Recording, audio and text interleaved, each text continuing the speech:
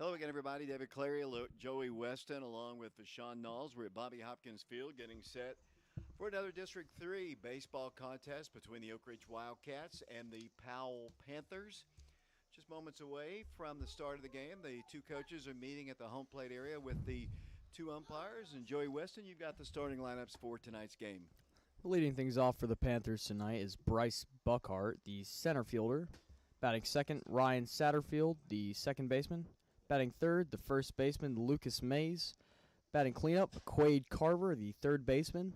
Batting fifth, Elijah White, the right fielder.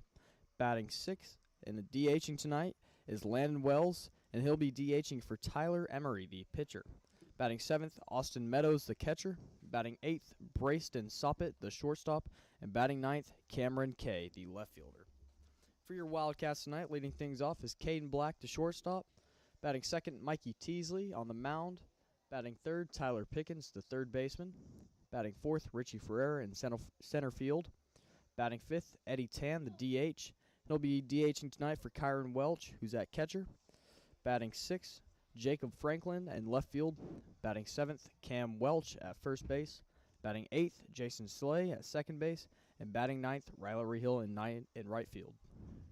Joey, I'll be interested to see how well Mikey Teasley pitches. He's 0-2 in his first two starts. He started against some pretty stern competition, and I'll be eager to see really if Powell can bounce back because the Wildcats shut him out last night.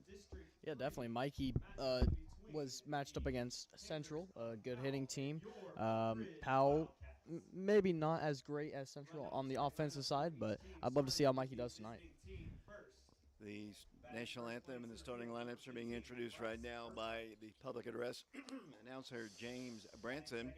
Powell's being announced first. Obviously, they're coming in with their all gray jerseys. Both teams come in with 4-1 district records. So, and the other teams are all below them in the standings. So Oak Ridge and Powell tied for number one. So this is kind of a big ball game for both teams. Yeah, it is. It's going to be a good game to watch. Both teams 4-1, like you said. So whoever wins this game, it's going to kind of set the tone for the district.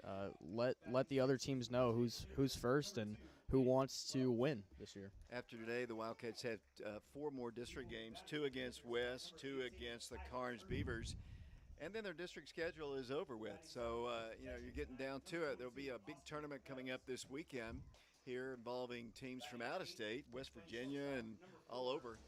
So that'll be exciting. We will not be streaming those ball games. Apologize for that, but you can come out and support the Wildcats. It's Wednesday, Thursday, Friday, and Saturday will be the games here at Bobby Hopkins Field. Wildcats starting lineups are being introduced now. The Wildcats wearing their it looks like their pinstripes, I guess, while Powell is wearing their gray and black. Caden Black has been introduced. Caden and the Wildcats have really done really well the last several years, couple of weeks. Is that number 20? She's not supposed to be playing. Batting third, playing third base. I'm not sure who it was. Tyler Pickens. Batting fourth, playing center field, number 12, Richie Ferreira. They tore the flagpole down. Batting fifth, designated hitting tonight, number 9, Eddie Tan. I hope Price gets here quick. He will Could be be batting fun. for the catcher tonight, number 4, Kyron Welch.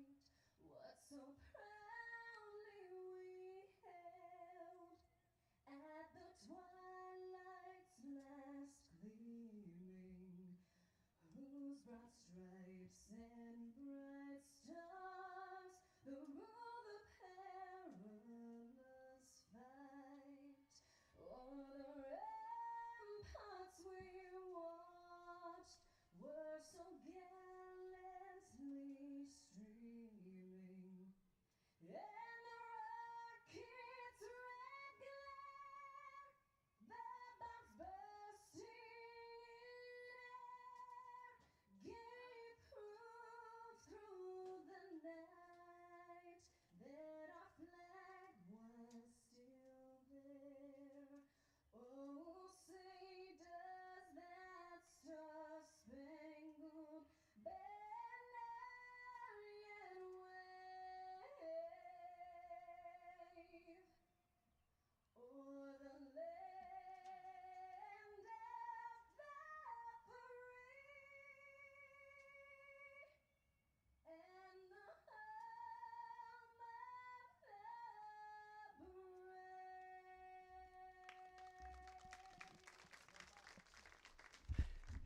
It's our national anthem here from Bobby Hopkins Field, getting set for this baseball game between the Oak Ridge High School Wildcats and the Powell Panthers. The national anthem went off without a hitch. Kind of concerned there for a moment, but I think things are all right as we're about to get set with high school baseball here. And here comes the music. So, Joey, we probably should turn down the microphones until the first pitch.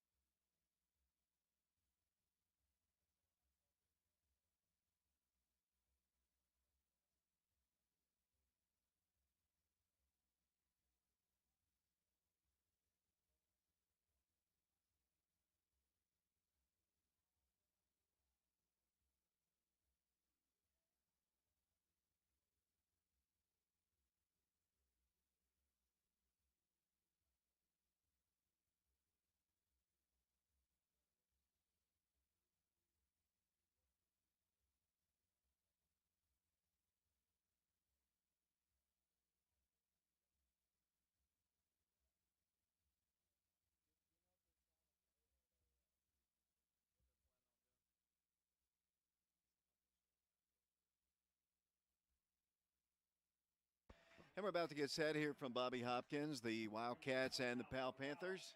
Thank you, Tommy. Freshman Mikey Teasley will be pitching for the Wildcats. And why don't you run down the top first three batters to face Mikey here in this one. Leading off is Bryce Burkhart, followed by Ryan Satterfield, and then Lucas Mays. Wildcats shut out the Panthers yesterday. They only had 4 or 5 hits in the game. The Wildcats won the game 5-0 at Powell. Wildcats wearing their pinstripes. Mikey comes to the plate with the first pitch of the ball game. That's a fastball, belt high for a strike, and the count is no balls and 1 strike. A little bit of a different field today at Powell. Really nice field, actually, but it is a little bit smaller. Left field at Powell is 315 feet. Here is 348, so just a little bit different. Yeah, much different than it was last night for sure. Of course, Wildcats, as I said, won the ball game. Mike, scoreboard not functioning right now. We're going to have to keep up with it manually, I guess. 1 ball, 1 strike. Pitch to the plate, breaking pitch, hit on the ground. Third base side, Tyler Pickens has it, throws aim out. And Rick Hendricks rings him up at first. The throw kind of threw Camden off the bag at first, but he was able to recover just in time to record the first out of the ball game. Yeah, nice job by Cam there to get back to the bag right before the batter got to the first base. I was thinking that, I'm sorry, Joey, Tyler was pitching last night, his arm's got to be a little bit sore because he threw almost 100 pitches, I believe. Oh, most definitely. And he played great last night, too, on the mound, only letting up 3 hits. Batter squares to bunt, hits it foul over towards the Oak Ridge dugout. I see, Joey, they've put up at least the front screen here. I guess the screens on the sides have arrived. They just didn't have enough time to put them up, but brand new screen right in front of us. 1 strike the count. Teasley comes to the plate. Did he swing? Yes, he did. It was a strike anyway, and the count is 0-2. What did he do last night, if you can recall? Ryan Satterfield is the second baseman. He struck out, grounded, and had a single last night. Here's the 0-2 pitch. Fastball, strike 3 called. Painted the corner and with a lot of velocity. And the Wildcats have their second out recorded here in the first. Mikey looks very, very comfortable out there, and boy, that fastball had some movement to it. Yeah, per usual, Mikey's always really calm out on the field, and the Oak Ridge dugout is getting a little bit more vocal already. Last night, they were really noisy. I don't know if he's 14 or 15, but Sean, do you know if he's 14 or 15? 15. Here's the pitch is hit foul off to the right. He is a freshman. He's done a really good job for the Wildcats at third base, and he's been hitting the ball extremely well as of late. Pitch is fouled off. Count is no balls and 1 strike. Yeah, last night, Mikey Teasley had 2 singles and an RBI, so pretty good game for him, going 2 for 4. Pitch is down low. Evens the count at 1 ball, 1 strike. 2 outs, nobody aboard. Powell batting in the top of the first inning. Here, Bobby Hopkins. Kyron Welch is the catcher. He gives Mikey the sign, the pitch. Bounced about 3 feet in front of the plate and is way outside as well. And the count is 2 balls and 1 strike. Camden Welch is your first baseman. Jason Slade is at second. Caden Black's at short. Tyler Pickens is the third baseman. I'll get the outfield a moment. Basically the same as last night. The pitch hit on the ground. Up the middle, Caden Black fields it right in front of the bag. Throws on the first, and that is out number 3. So 3 up and 3 down for the Powell Panthers. Here in the top of the first inning, we go to the bottom half of the inning. Oak Ridge coming to bat, and we'll be back on our YouTube channel Prep Radio in a moment.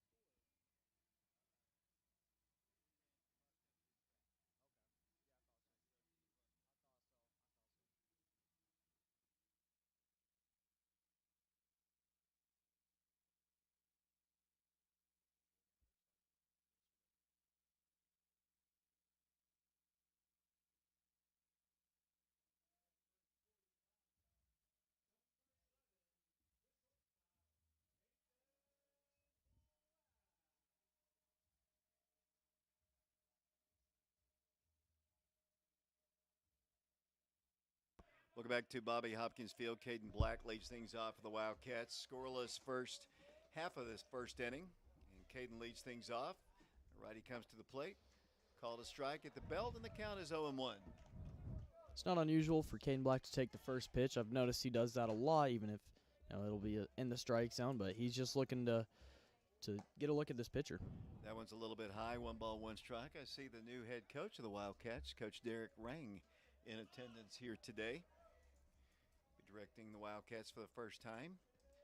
First game's against Jefferson County. That ball's hit on the ground to the second baseman. Kind of eats him up, and he throws just in time to retire the speedy Caden Black for out number 1. Batting now is Mikey Teasley, the pitcher. Number 3, Mikey.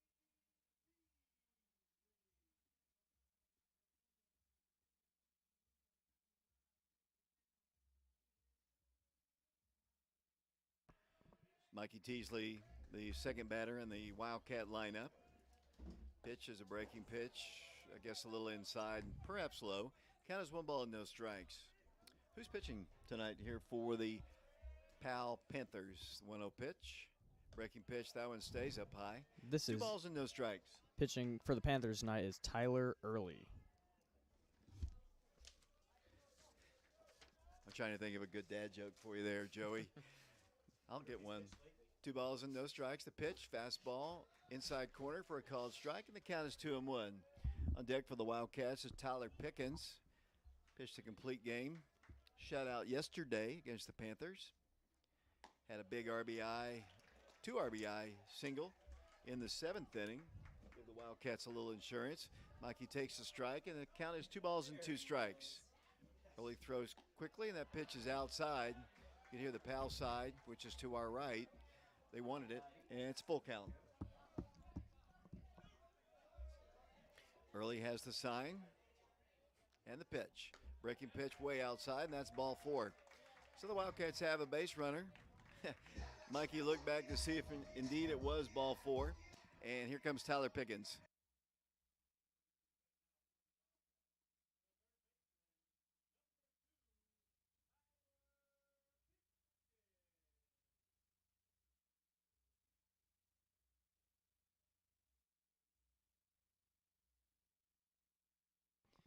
Tyler Pickens, the batter for the Wildcats. Courtesy runner in the game for the Wildcats is Izzy Mitchell. Izzy got a chance to play a little bit yesterday. Takes a decent lead. The pitcher yesterday really had a good pickoff move. Picked off 2 Wildcats during the game. Tyler takes one low and outside. 1 ball, no strikes. Yeah, he tried Richie Ferreira at least 5 times and ended up getting him out. I think he had 2 pickoff plays that resulted in outs. Izzy takes his lead. Tyler ahead in the count. 1 ball, no strikes. Good lead at first for Izzy. Draws the throw, and he's back safely. This guy's got a pretty good move too. Going to be hard to run on these guys. He's not a left-hander. He's a right-hander, but he had a pretty good move. Wildcats like to run, as you know. Izzy kind of squaring him up just a bit. Here's the pitch, way outside again. 2 balls and no strikes. Yeah, you can get so, I guess, fixated on the runners where you avoid or you don't do a good job with your pitches.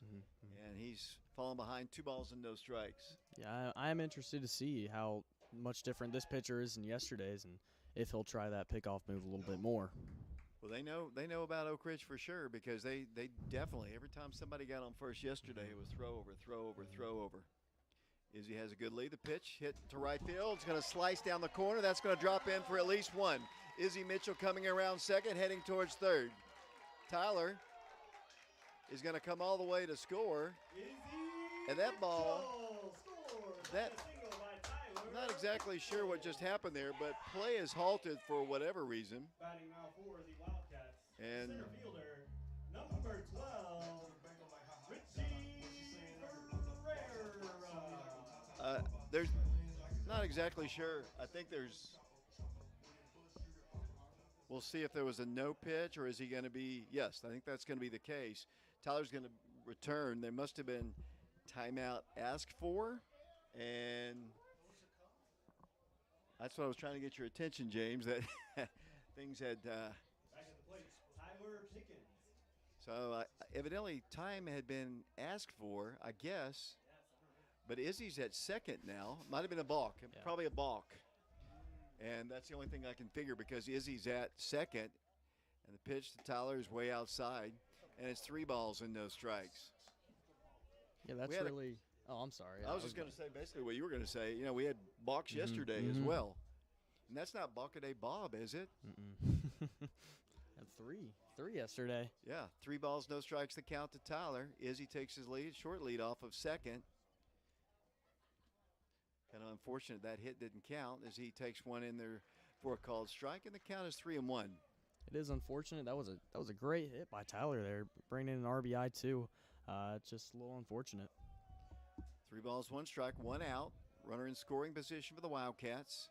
District ball game from Bobby Hopkins. The pitch bounces away, and Izzy's going to go all the way to third. And Tyler, he might even come all the way in. Catcher a little slow getting to get the good ball because I guess he figures a walk. I can just get it at my convenience, as the Wildcats will have runners on the corners, and the batter will be Richie Ferreira.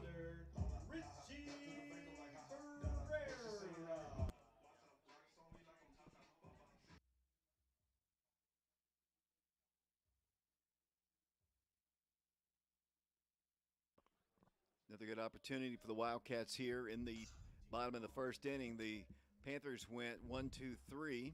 Ridge has runners on the corners. So Kevin Steen's in the house once again. Former Wildcat baseballer and basketballer. Tyler Pickens takes his lead off of first. The pitch, breaking pitch, in there for a called strike. Floated across the plate. Richie's a left-hander. He's a sophomore. Got on base at least once yesterday that I remember. Yeah. You know, I'm seeing a lot of improvement from Oak Ridge offensively after Maryville and Pigeon Forge. There's a base hit into right field. The Wildcats have scored their first run of the ball game. Here comes Tyler Pickens heading towards third. Nobody covering the bag at second. Richie almost advanced to second, and the Wildcats lead Powell by a score of 1-0. Good job of hitting there by Richie right through the hole. Coming to the plate now for the Wildcats, the designated hitter, number 9.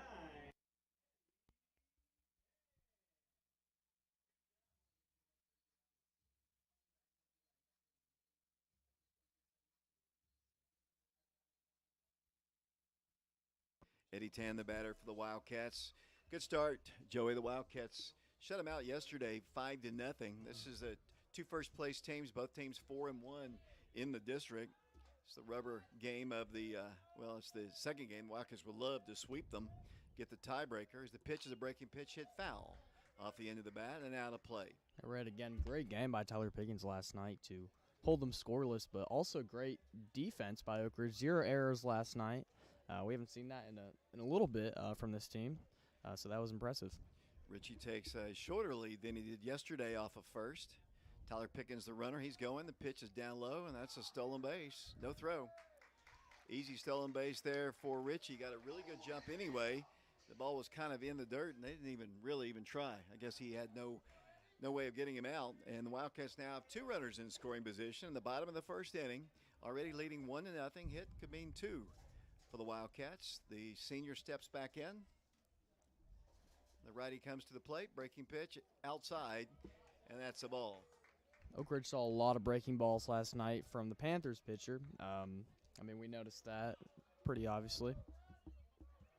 Joey, I just want to ask you one question. What'd you do with the flagpole? You know, we had a fan asking about that, so we might have to get that up and going pretty soon. Pitch is down low, a ball. I'm going to tell him that you actually are in charge of flagpole construction here. We'll see how that conversation goes. He was not happy with us, David. No, Not it at all. wasn't. As if you and I or anybody up here had anything to do with that. I think the count is 2 balls and 1 strike. Wildcats have runners at second and third. Tyler Pickens is the lead man at third. Richie Ferreira out at second. Eddie back in. 1-0 Wildcats. Bottom of the first, trying to get more. Pitch to Eddie is hit on the ground again. Right field, base hit, 1 run in. Tyler Pickens, and the ball goes rolling past the right fielder. In to score, Richie Ferreira. Rounding second and heading towards third is Eddie Tan, and the Wildcats lead it by a score of 3-0 over your Powell Panthers. Great job by Eddie Tan there to get those 2 runners in, just like they drew it up. Perfect positioning, and he was able to get that single and got to third off an error. Batting now is Jacob Franklin, the left fielder.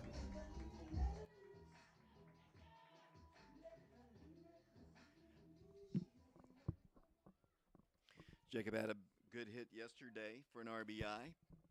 Wildcats have put 3 on the board here in the first. They've outscored the Panthers now 8-0 in the ball games. They were actually only the first inning of this one. A lot of baseball to be played. But it's got to make it. That pitch is belt high for a called strike, and the count is 0-1. Got to make Mikey feel a little bit more relaxed, as if he's not relaxed all the time. But, I mean, he's got to feel pretty good with a 3-0 lead. I think it might be the first time as the Wildcats bunt it, and they're going to come home with a plate, and, he runs him over. And Eddie is ejected. You cannot run over the catcher, can't go around him. And collision at the plate, and Eddie's gone. Coming to bat now for the Wildcats. Yeah, he really just did run over that catcher. I guess he was thinking you could maybe pop the ball out and be safe at home. You know, back in the old days, that was totally legal. I mean, in the major leagues at every level, but you know, just to keep from getting concussions and such, that's the rule. And Eddie, he kind of he bowled him over. He actually kind of looked like Bashan on the football field a little bit. Although, as I won't say it. Camden Welch stands in. The Wildcats have a runner at first, and Jacob Franklin. He bunted right back to the pitcher. Obviously, the run did not score. It's 2 outs now. Here's a throw over, and Jacob is back. Very productive inning, though, Joey. The Wildcats have put 3 on the board to lead the Panthers in the first. Jacob not going. That pitch is high and outside, and the count is 1-0. I don't 2 outs. believe. Go ahead, Joey. Sorry. Oh no, I don't believe we saw Cam Welch yesterday batting against this team. So I'm looking forward to see how he does against this. Yeah, this I believe Powell he was hit for, I believe, yesterday. Pitch to him is called a strike on the inside corner. One thing I've noticed about Cam's got a good bat. When he makes contact, he can hit it. He takes a lot of pitches, and I think that's the nature of a freshman. That'll change. He'll be much more aggressive, I'm sure, as the throw over to first. And once again, Jacob Franklin is back. 3-0 Oak Ridge as they bat here in the bottom of the first with 2 outs. Starting to cloud up a little bit here. Still very balmy. Jacob's going. The pitch down low, and here's a throw, and it's going to scoot up there, and Jacob is called out on the stolen base attempt, and that is the 3rd out of the inning. But a very productive inning for the Wildcats. Oak Ridge scores 3 times, and they head to the top half of the 2nd inning, leading the Powell Panthers 3-0. We'll be back in a moment.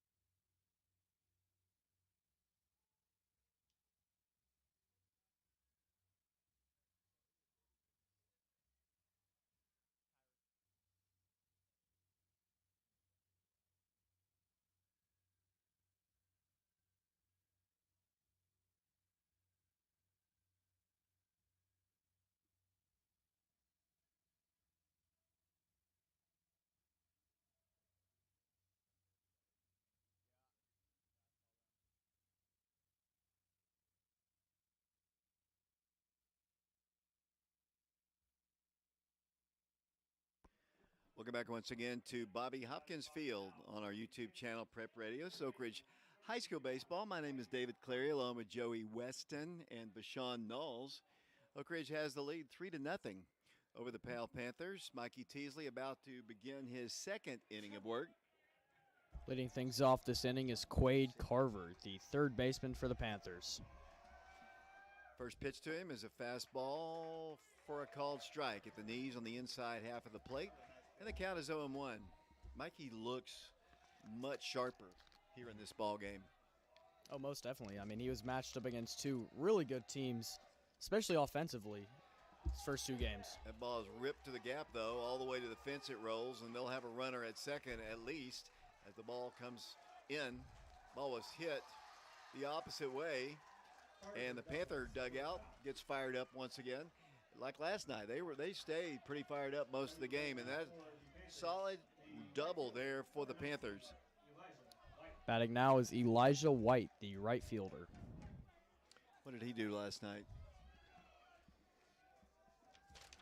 Elijah White. He flew out his first at bat, was hit by a pitch, and struck out. Fastball cut on a miss, and the count is 0-1. They've got a runner at second. Oak Ridge on top 3-0. Second inning from Bobby Hopkins. The Wildcats will play tomorrow in a tournament game here. Breaking pitch, inside corner for a called strike.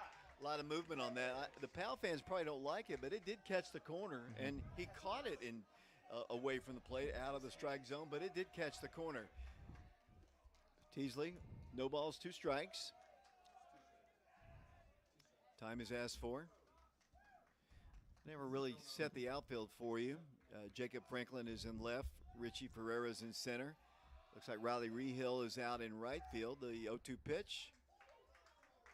Called strike 3. And that is out number 1. He's very deliberate in his calls. I mean, he's kind of slow. He might say it to the batter so that he can hear it, but it's really hard to hear him from up here. You can just kind of judge him by his body movements and his action. Yeah. And that is out number 1. A great job pitching there from Mikey Teasley. You definitely couldn't tell right off the bat, especially up here. We've got a couple parents that aren't happy about that call, but great job by Mikey there to get his second strikeout of the night. 1 strike pitch, or first pitch is a ball. 1 ball, no strikes. Runner still at second. 1 out now. 1 out. Up to the plate is Landon Wells, the DH. Here's the pitch. Outside. And the count is 2 balls and no strikes. 3-0 Wildcats. Mikey facing a right-handed hitter. Kind of wanders off the mound just a bit. Runner at second, just standing on the bag. Now takes a couple steps off. 2 balls, no strikes. Teasley has the sign. The pitch hit on the ground, straight up the middle. Convenient hop. Great play by Caden Black, and it guns him out. The ball hit the mound and took a nice hop, nice convenient hop for Caden to field it much easier. That might have gotten into center field if it hadn't caught the mound, and Caden made a great play and throws him out. Yeah, great play by Caden there. Nice pick. I mean, that ball just hit off the ground. Caden scooped it up just as a hit and was able to get the out. Runner moves over to third, but there are 2 outs now. Batting now is Austin Meadows, the catcher. Right-hander. Mikey trying to get out of trouble here. The pitch is a called strike. Has no balls and 1 strike. He is throwing strikes for sure. I mean, that's one good thing. If you remember that ball game, control was an issue for Mikey and the other pitchers that particular night against, I guess it was Maryville, I guess. 1 strike the count, the pitch. Breaking pitch, oh, a beauty. Nice pitch there, and he broke that one off big time, baby. And it's 0-2. He did. He is only a freshman as well. He's already a great pitcher, but I'm going to love seeing what he's going to do here in the future for Oak Ridge as well. Runner at third, 2 outs, 0-2 pitch. Go. Foul it off to the plate, off to the left side, and the count remains at 0-2. Got some people I haven't seen at baseball games ever here today, including Coach Derek Ring, head coach of the Wildcats. Others waiting for the student section to arrive and kind of get the party going. No balls and 2 strikes. Freshman Mikey Teasley has the sign from Welch. The pitch. Hit in the air. Shallow. Right field. Riley Rehill there for the catch for out number 3. The Powell Panthers pick up a double. They leave him stranded. Great job again by Mikey Teasley. We go to the bottom of the second. Oak Ridge leads the Panthers 3-0. We'll be back in a moment.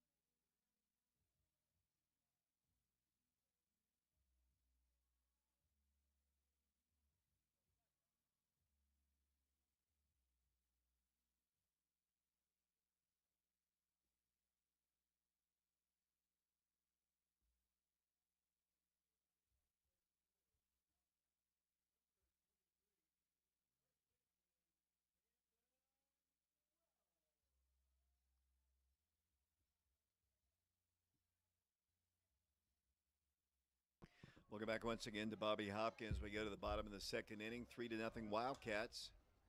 Camden Welch takes one inside a ball. Wildcats put 3 on the board in the first inning. Camden was at bat in the first inning when Jacob was gunned down trying to steal. Takes a strike. The count is 1 ball and 1 strike.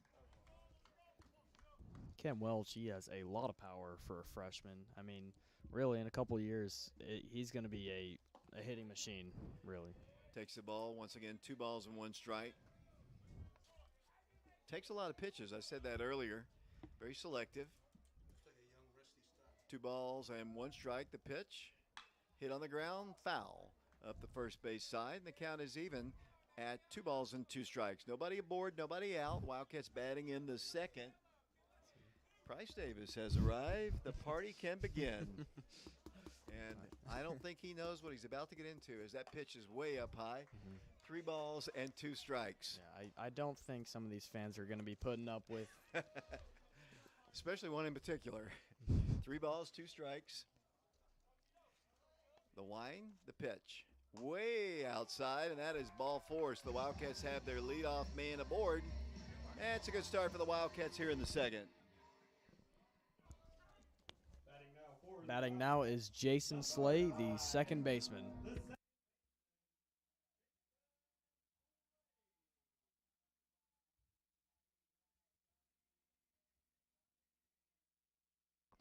Little conference on the mound between the pitcher and the head coach of the Powell Panthers. While you have a moment, why don't you talk about this fundraising that's taking place here? All right, this is going to be for the Scarborough 85 statue. This is going to be at Scarborough Community Center. It's a fun day skills challenge. It's going to begin at 11 a.m. on Saturday, July 29th. There's going to be a 3-point contest, free throw contest, run, pass, and kick contest.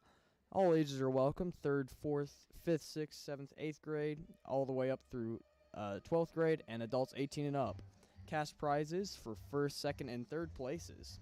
And if you're looking to get into this, you can contact John Spratling at 865-363-9759. Again, 865-363-9759. Conference is broken up, and Wildcats are going to try to pick up some more runs here in the second inning. The batter now will be the second baseman, Jason Slade.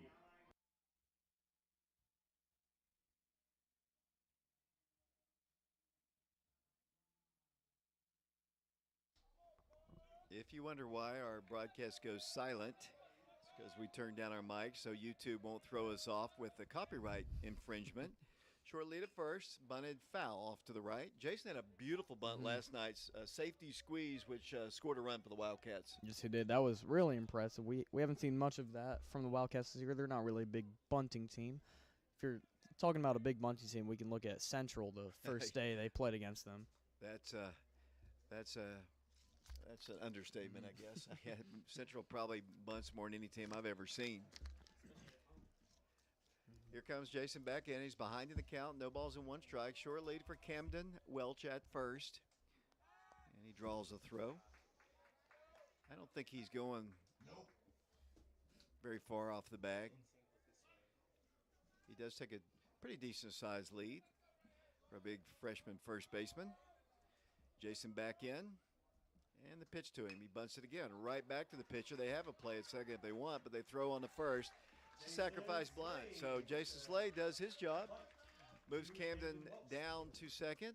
And if you can't steal, you might as well sacrifice them over because Wildcats are getting closer to the top of the order. And the batter now will be the right fielder, Riley Rehill. Yeah, great job by Jason Slade to get his job done. I mean, Coach gave him the sign, and Jason laid it down and got the job done. Riley had a hit yesterday, reached base safely twice in the ball game. 1 out. Camden Welch, the runner at second. 3-0 Wildcats as they bat here in the second. Pitch, breaking pitch, outside corner for a called strike. Nice pitch by the pitcher there. Got a good turnout of students once again. I love seeing the students come out. I love seeing all the fields full to be honest with you, and all the fields tonight are full. Parking is a problem here. Finally, after the last 2 or 3 years of pandemic worries, that pitch is way outside. Camden stays put at second, but everybody's playing ball, and the place is full. Also packed house at Oak Ridge High School tonight. They've got track going on, soccer senior night, and tennis. Yeah, Assistant Athletic Director Alan Etheridge told us all that. Senior night for the soccer team on April the 4th. Kind of quick, kind of early. 1 ball, 1 strike. The pitch, cut on a miss. Nice swing there by Riley, just swung through it. The count is 1-2. Leadoff man Caden Black is on deck for the Wildcats. Riley steps back in. 1 ball, 2 strikes. Early, starting pitcher for the Powell Panthers. Takes a while to get ready. Riley stays in the box. The pitch. Outside corner for a called strike, and that is the second out of the inning. And that is the second out, as I said, and Caden Black will be your batter. And he'll stand in with Camden Welch out at second.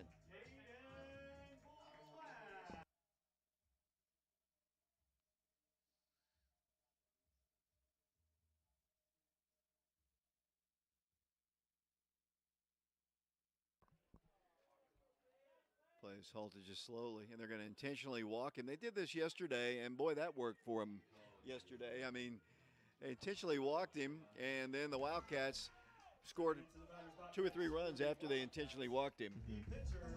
That's right. I believe it was.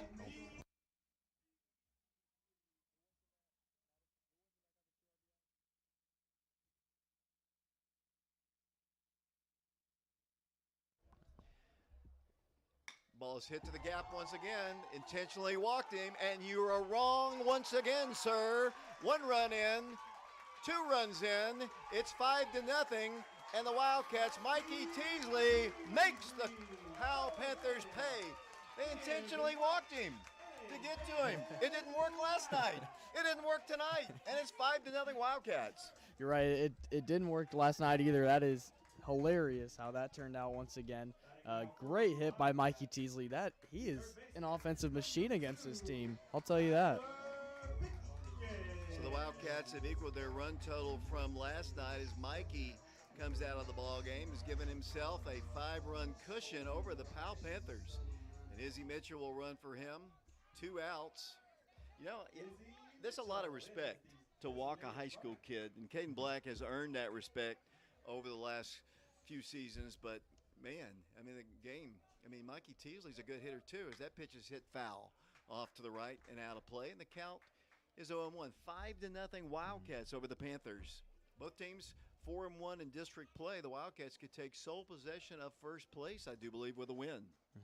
Yeah, I don't know if Ken Black was too happy about that, but he probably is now that he was batted in by Mikey Teasley. But, I mean, when you want to play in the game. It's respect, though. It's respect, though. No, it definitely is. But, that's 2 days in a row he's done that, though. And both times we've made him pay. So let's see if they walk him again. 2 strikes to count. Of course, he knows I'm not picking on the Powell coach, but, a lot of decisions made. That's a wild pitch all the way back to the wall. And Izzy's going to move all the way over to third. So the Wildcats have yet another runner in scoring position closer to the base, at home plate at third base now. Tyler's got a 1 ball, 2 strike count.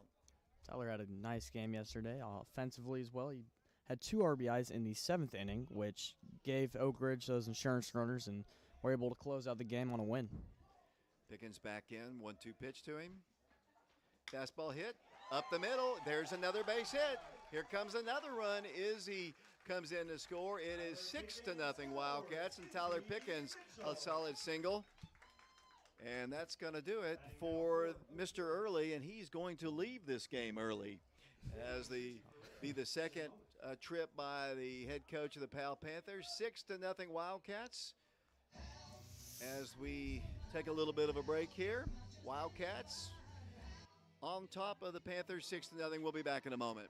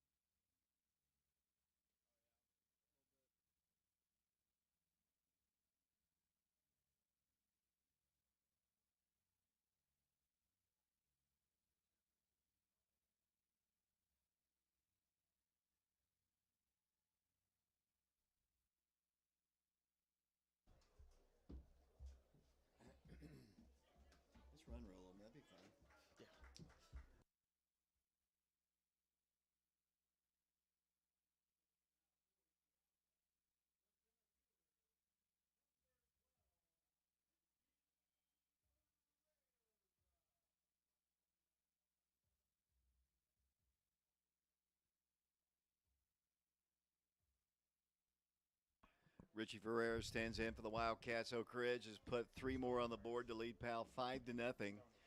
Tyler Pickens, their base runner at first. Richie made good contact his first plate appearance. That's right. He singled his first at bat and earned an RBI off of it. Richie bats from the left side. Pickens takes the lead. Who's the new pitcher for the Panthers? That pitch is hit on the infield. Drifting over towards the right side, the shortstop, and he makes the catch for out number 3. So good job to put out the fire here in the second inning. But the Wildcats put 3 on the board, and they lead the Powell Panthers by a score of, I believe it's 5-0, or 6-0, I guess.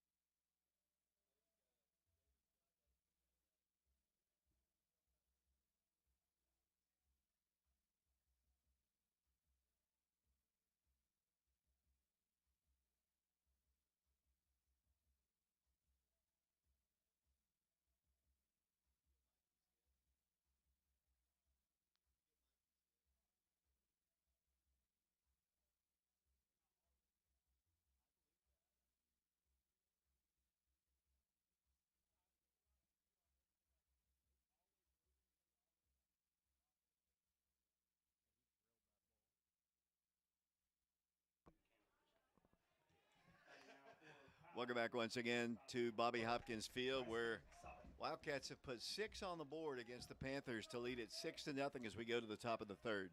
Leading things off for the Panthers this inning is Brayston Soppet, the shortstop. I just go back to those 2 intentional walks. I mean, how many runs have we scored after those intentional walks in the last 2 days? I believe, was it 3 last inning and then 2 last night. Ball 1 to the leadoff man here in the third. Still a lot of baseball to be played. 1 ball, no strikes. Nobody aboard, nobody out. Third inning. Pitch down low. 2 balls and no strikes. One thing that in that Marable game, I believe the Wildcats gave up 11 free passes in the game that was here. And you just can't give them base runners. You're in the lead 6-0. No walks. He's outside with it. 3 balls and no strikes. And Kyron Welch, he's doing really great behind the plate. He's keeping those balls in front of him and not allowing runners to get free bases from pitches going behind them. A lot of new fans coming out to watch this baseball team, and that's great. 3-0 pitch, ball 4. 4 straight pitches out of the strike zone, and they've got their leadoff man aboard. They had a double in the previous inning, but they left him stranded. Let's see if Mikey can regroup and get him out of this. The Wildcats up 6-0 here. Batting now is Cameron Kay, the left fielder. Yeah, I'm looking around the field here and just seeing people I've never seen at baseball games wearing Oak Ridge hats and such.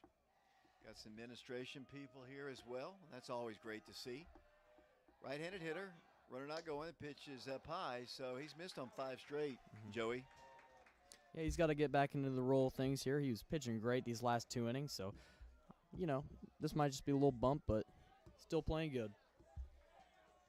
Short lead at first for him. Camden Welch, the first baseman, holds him on. From the stretch, the pitch, there's a good one. Called a strike on the inside corner at the knees, and the count is 1 ball and 1 strike. A lot of energy still from this Panthers dugout over here. Still down 6-0, but a lot of energy. Powell is a proud baseball program. They've had a lot of success over the last several years. They're not used to being down 6-0, especially to Oak Ridge, honestly. 1 ball, 1 strike. Pitch is outside. 2 balls and 1 strike. I say that respectfully, but it's really truth. I think Coach Freeze said that was the first time that he had ever beaten Powell since he's become the head coach. That's like this is the 5th year, I believe. Yeah, that's huge. And he was he at Kingsport before this? Before He Oak was at Hardin Ridge? Valley for a couple of years, and then Kingsport before that. And Mikey's control has lost him as he plunks the guy in the back, and now they've got runners at first and second. That's one thing you don't want to do. You don't want to give them free passes because one swing and they've cut the lead in half. And Mikey, Jason Slade, and Caden Black are going to have a talk on the mound. Burkhart will be the batter, standing in for the Panthers. 6-0 Wildcats. Nobody out.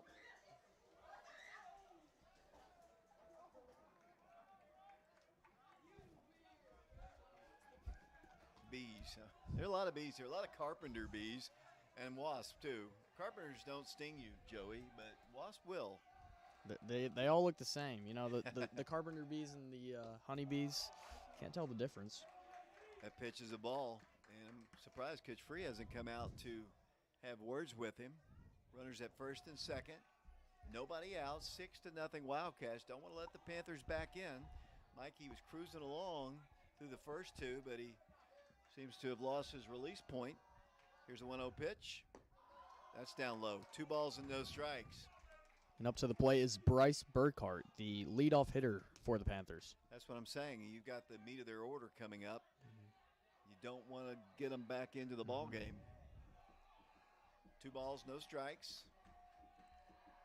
Pitch, hit hard, left field, solid base hit. Fielded quickly by the Wildcat left fielder, got it in quickly, and they have the bases loaded with nobody out.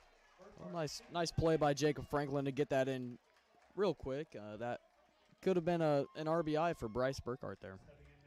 Their base hits have been hit hard. They had a double to the gap around the 368 mark in the previous inning. That ball was like a shot to left field. Bases full of Panthers. 6-0 Wildcats. Let's see what Mikey can do, trying to get an easy out here against the number 2 hitter in their lineup. This is Ryan Satterfield. He struck out his first attempt. You can hear the encouragement coming out of the Oak Ridge dugout and from the people in attendance here. There's a called strike. Count is 0-1. A strikeout or now would be huge here for Mikey. Get the confidence back up and going. He has 0 out so far this inning. Wildcats are pretty much even with the bags at third and first. Regular depth at short and second. Pitch is cut on a miss. Pitch was way out of the strike zone. A breaking pitch that he had no shot at hitting, but he took a swing at it and missed it badly. And I believe our student section starting to get revved up. No balls, 2 strikes. Bases full of Panthers in a 6-0 ball game. Freshman Mikey Teasley ahead in the count. 0-2, here it is. Breaking pitch, and he strikes him out again. Big out there. Breaking pitch, back to back, and really that time hit more of the plate, but he still swung through it and missed it. Yeah, great pitch by Mikey there. Three pitches, 3 strikes. Good pitches there by Mikey. And batting now is Lucas Mays. He grounded out his first at bat. He's a big guy, but a grounder here would be nice. Base is still loaded. Mikey pitches, and that pitch is hit foul off to the right. Runners all over the bases. 6-0 Wildcats as Powell bats in the 3rd inning. Dude, yesterday almost Kyron Welch, the catcher. It was so bad. Got a guard from letting one get past him. 1 out. Batter calls time, steps out of the batter's box, and we're about to have a 1-strike pitch.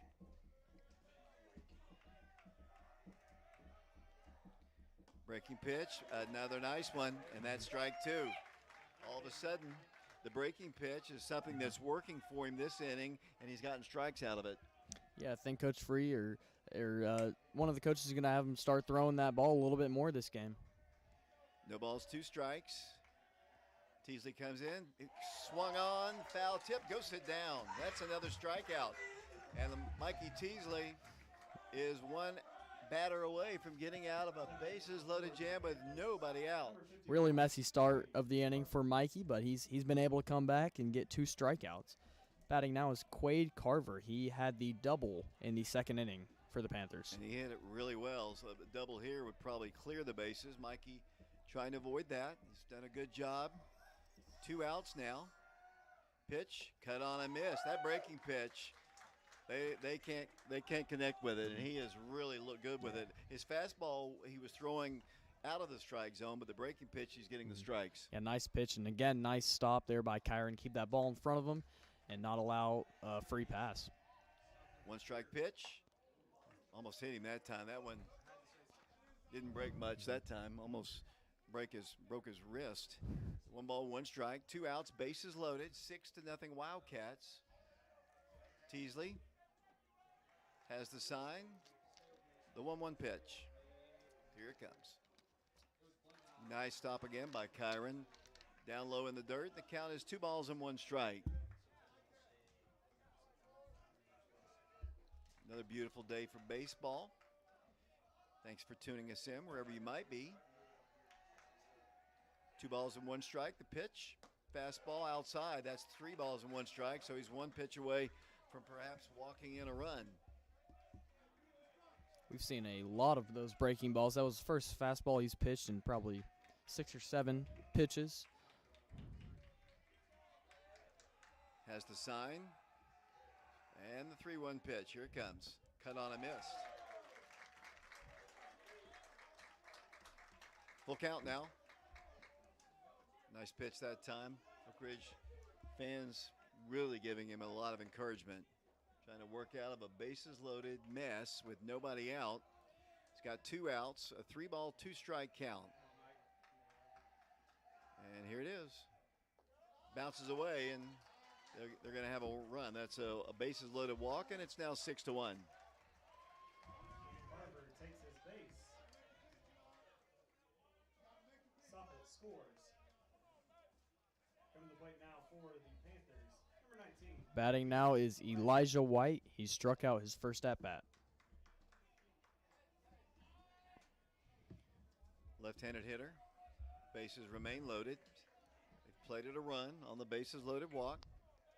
6-1, the Wildcats in the lead. Teasley trying to limit the damage here. Pitches down low, a ball. 1 ball and no strikes. Until he can get that fastball over, you know, if I were the Panthers, I would just take it. Because he hasn't really shown the ability to get over the fastball this inning. That's a good one, and that's a called strike. Swinging strike, that is, and it's 1 ball and 1 strike. Be huge for Mikey to get an out here. Hold the Panthers to only 1 run this inning. So base has been loaded for a good majority of the time. We're in the bottom half of the third. 6-1 Wildcats. Mikey comes to the plate. Cut on a missed. Another nice pitch. 1 ball and 2 strikes. Freshman trying to dispose of the Panthers here in the bottom of the third. Like I said, if he can get out of this with limiting them to only 1, it's a really good job by the freshman. 1 ball, 2 strikes. And here's the pitch. That's way up high. 2 balls and 2 strikes. 2 outs. Here, Bobby Hopkins. We're in the third, as I mentioned. The Wildcats scored 3 in the first, 3 more in the second. The Panthers have put a lone run on the board in the top of the third. 6-1. 2 balls and 2 strikes.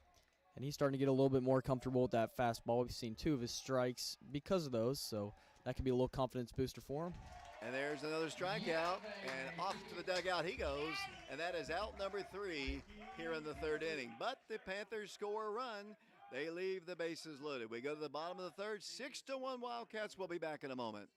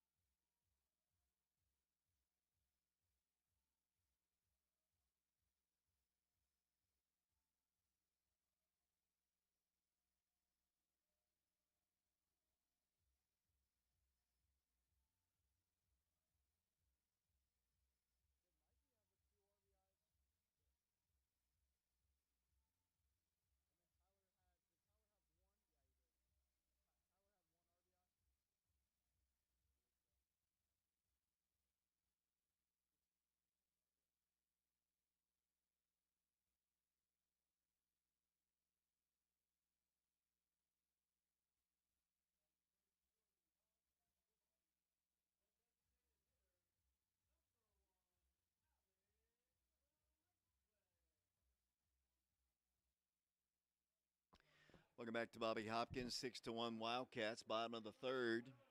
Alex Franklin takes over as the designated hitter for the Wildcats. His first at bat of the night. 6-1 Wildcats. Second pitcher used today by the Panthers, and the first pitch to Alex is up high a ball. 1 ball, no strikes. Nobody out. Nobody aboard. Wildcats batting in the third. Trying to sweep the Panthers this year as that pitch is ripped to center. Center fielder under it, though. Right center field, and makes the one-handed grab for out number 1. Here comes his brother, Jacob Franklin. He'll be batting for the Wildcats. 1 out now. Let's see what Jacob can do.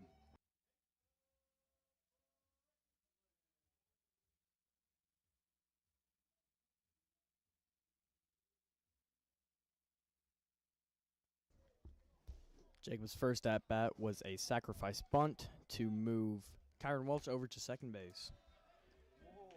I guess that was hit the corner of the left-handed batter's box. No balls and 1 strike. The pitch, high and outside, evens the count at 1 ball and 1 strike. Umpiring's been pretty consistent, though, Joey. Can't really complain much. You're right, yeah. Today, yesterday, and the game before, it's all been pretty solid umpiring so far. 2 balls and 1 strike as that one glances off the mitt of the catcher and rolls back almost to the wall. Mentioned here they're putting up new netting. The first net was put up sometime, I guess, today. It's the netting right in front of us. They're going to get the side nets put up sometime. Pitch to Jacob is a called strike, and the count is 2 balls and 2 strikes. That was a nice pitch at the knees. Hit the corner of the plate. 2-2. Pitch hit on the ground softly. Shortstop's going to be bang bang at first. He throws across the diamond in time for out number 2. So 2 up and 2 down. So since this guy's come into the ball game, Joey, he's retired the first 3 batters he's faced. Yeah, already a lot better so far. The Oak Ridge batters were all over that first pitcher. So this is a little bit of an improvement for the Panthers so far.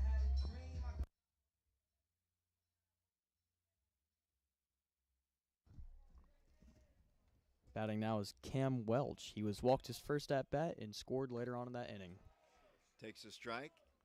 2 outs, nobody aboard. The Wildcats have scored 3 runs in each of the first 2 innings. They failed to get anybody on base here in the third. Ball's hit foul off the end of the bat, and Camden behind no balls and 2 strikes. So I mentioned there's a big tournament starting. It's not only at Oak Ridge, it's going to be all over the Knoxville area. Ridge will be participating here tomorrow. Pitch is just outside, I guess, perhaps low. Count is 1 and 2. Can never really tell right off the bat what it's going to be when it's right on the line. The umpire is a little delayed to call it a ball or strike. This time the ball is hit foul territory over towards the third base side. Third baseman giving it a look and makes the catch for out number 3. So 3 up and 3 down. Good job by the Panther pitcher. We go to the top of the 4th inning. 6-1 Wildcats. We'll be back on our YouTube channel, Prep Radio, in a moment.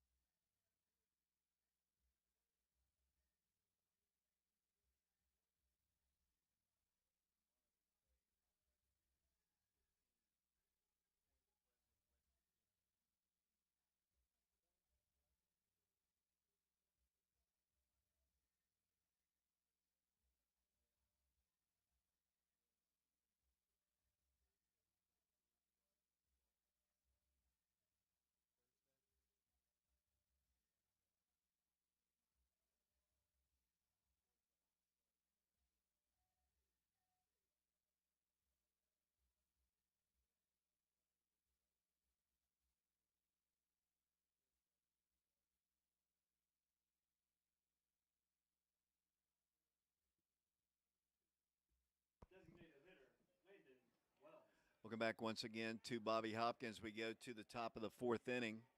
Oak Ridge on top 6-1. Mikey did a great job the previous inning. He loaded the bases, was able to only give up one. Panthers trying to get back into it. The ball's hit on the ground, third baseman. Tyler Pickens throws on to Camden Welch in time for out number one. One pitch, one out. That's always a great start for your pitcher, especially as many pitches as he threw in the previous inning. And Meadows, the catcher, is about to bat. His first at bat, he flew out to right field. So he's 0 for 1 in the ball game. 6-1 Wildcats. We're in the fourth. Pitch to him. Hit on the ground once again. Third base side. Gets under the glove. This time, Tyler tried to kind of olay it and kind of missed it. And they've got a leadoff, one-out single here in the fourth. Batting now is Brayston Soppet, the shortstop. He walked his first at bat and later on scored in the inning. That'll be the third hit of the game, I believe, for the Panthers. Right-handed hitter, runner at first. Mikey Teasley checks the runner at first. We haven't seen him go over. Here's the pitch. High fastball, cut on and foul tipped into the mid of Kyron Welch. As I mentioned, we have a tournament beginning tomorrow. Why don't you run down the schedule of that tournament, Joey? Starting tomorrow at 6:15, the Wildcats are going to play Point Pleasant, West Virginia. On Thursday at 5 p.m., they've got George Rogers Clark from Kentucky.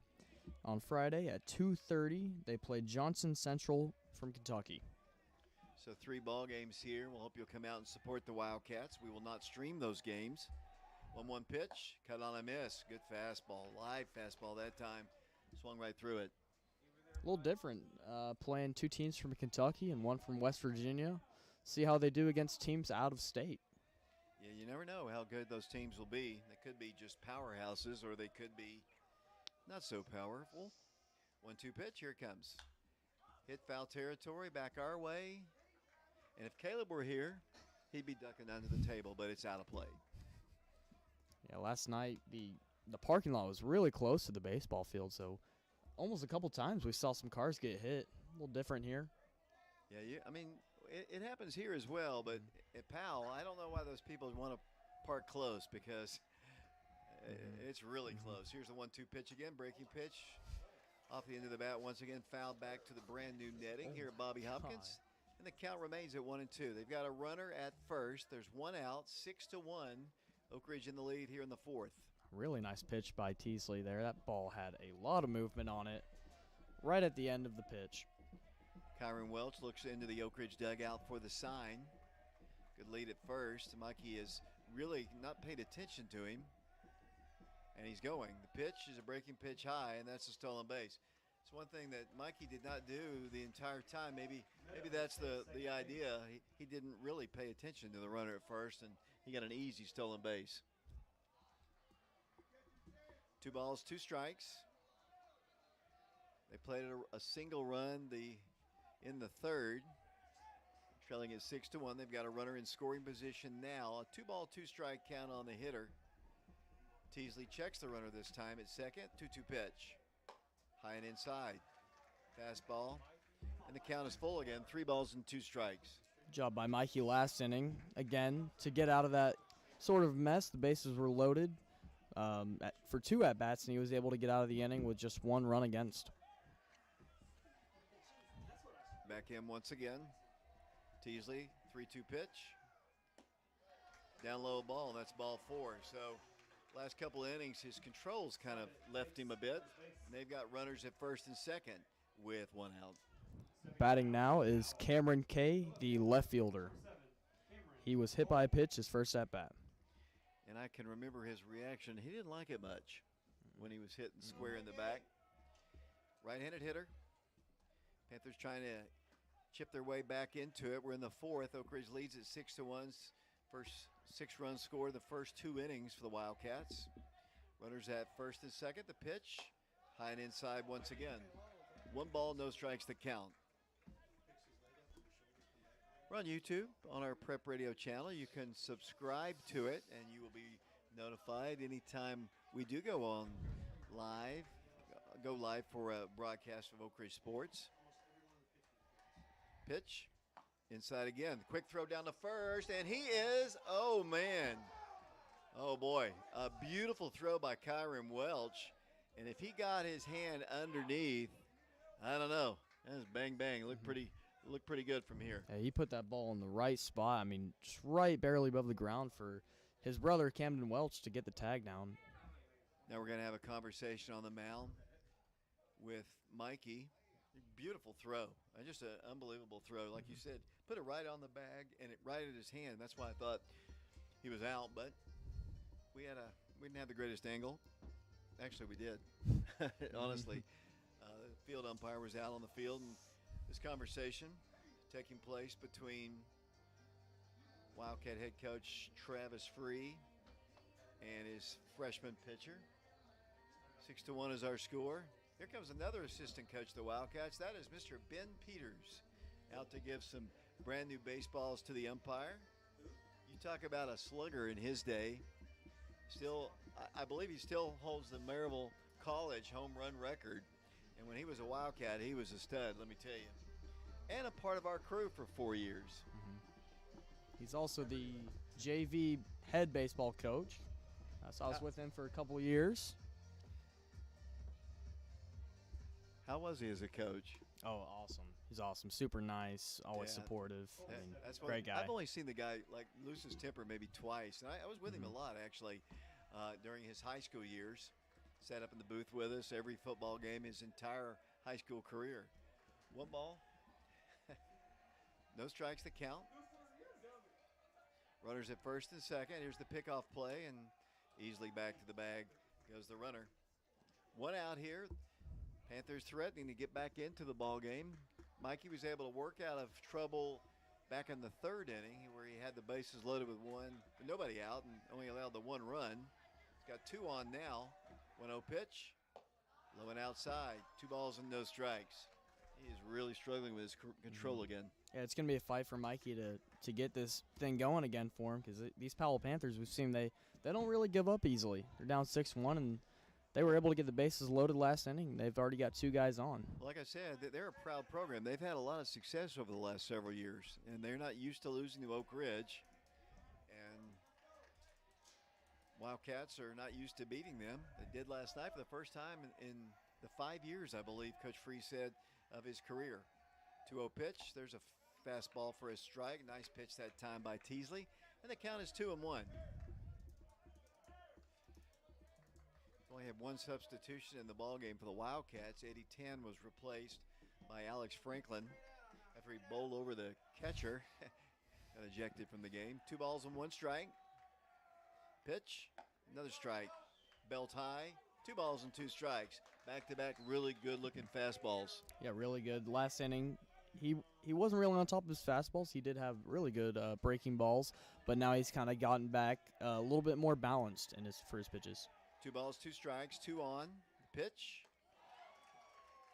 That's ball 3, I guess. I guess it's ball 4. I guess we missed one. And the base is loaded again for the Wildcats. That one was nowhere close. He's just having trouble finding the strike zone, and kind of overthrew that one, I believe, trying to get the strike across. The center fielder, number So 17. it is 6-1, and here comes Burkhart. He grounded out his first at-bat and had a single his last. I'm looking at Coach Free. I don't know if anybody has wandered down to the bullpen. John Ulrich is warming up in the bullpen. I was just told. I think I heard that behind me.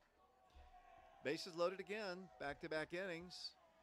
Mikey trying to work out of trouble like he did the last inning. That pitch is a called strike, and the count is no balls and 1 strike. He's very deliberate with his calls, so I hesitated that time because it was a little even slower for him putting that right arm up.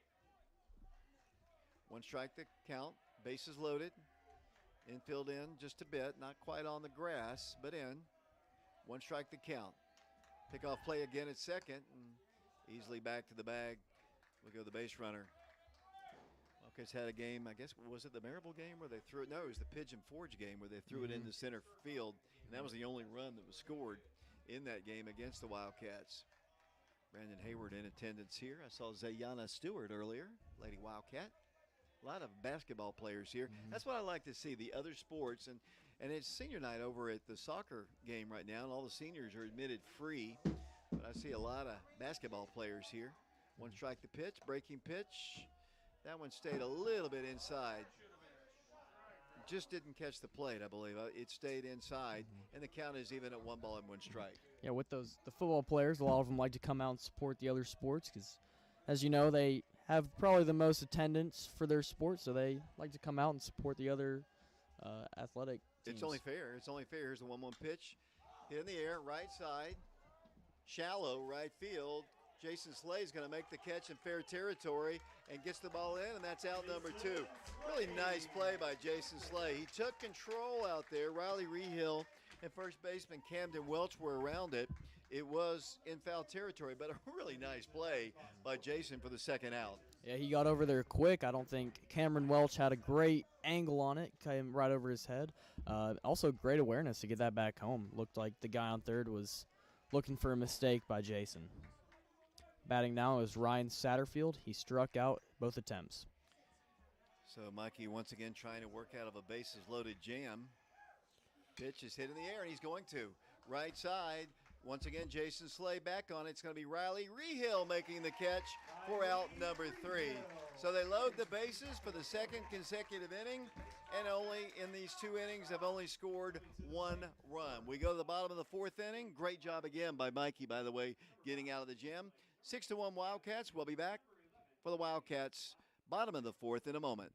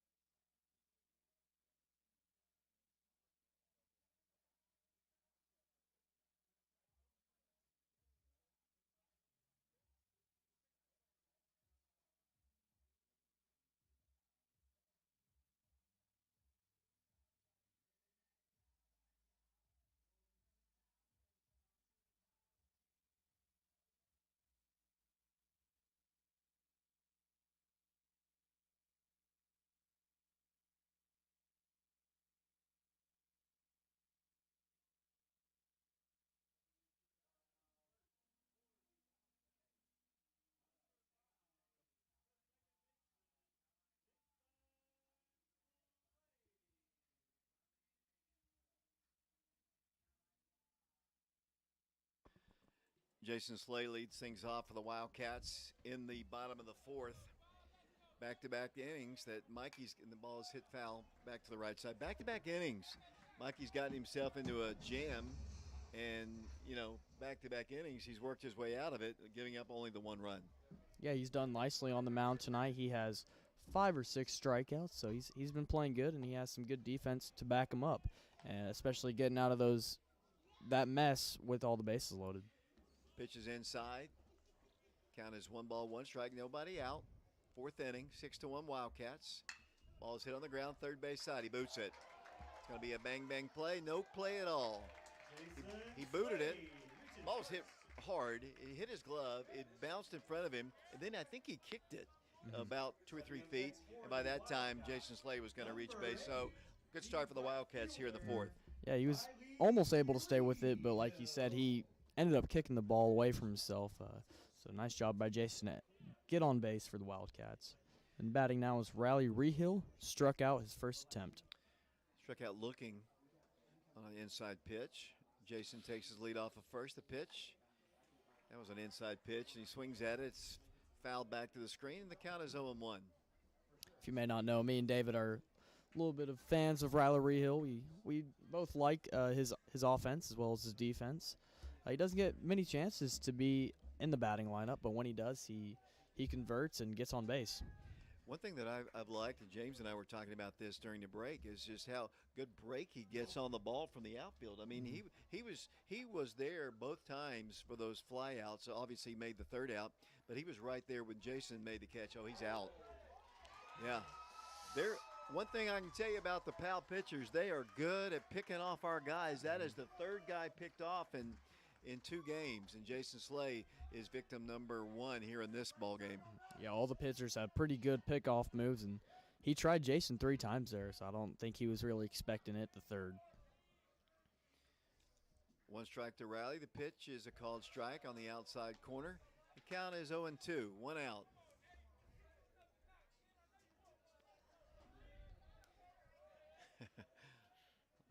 A lot of talking going on down there. Ball's hit on the ground, just foul. That would have been 2 for Riley.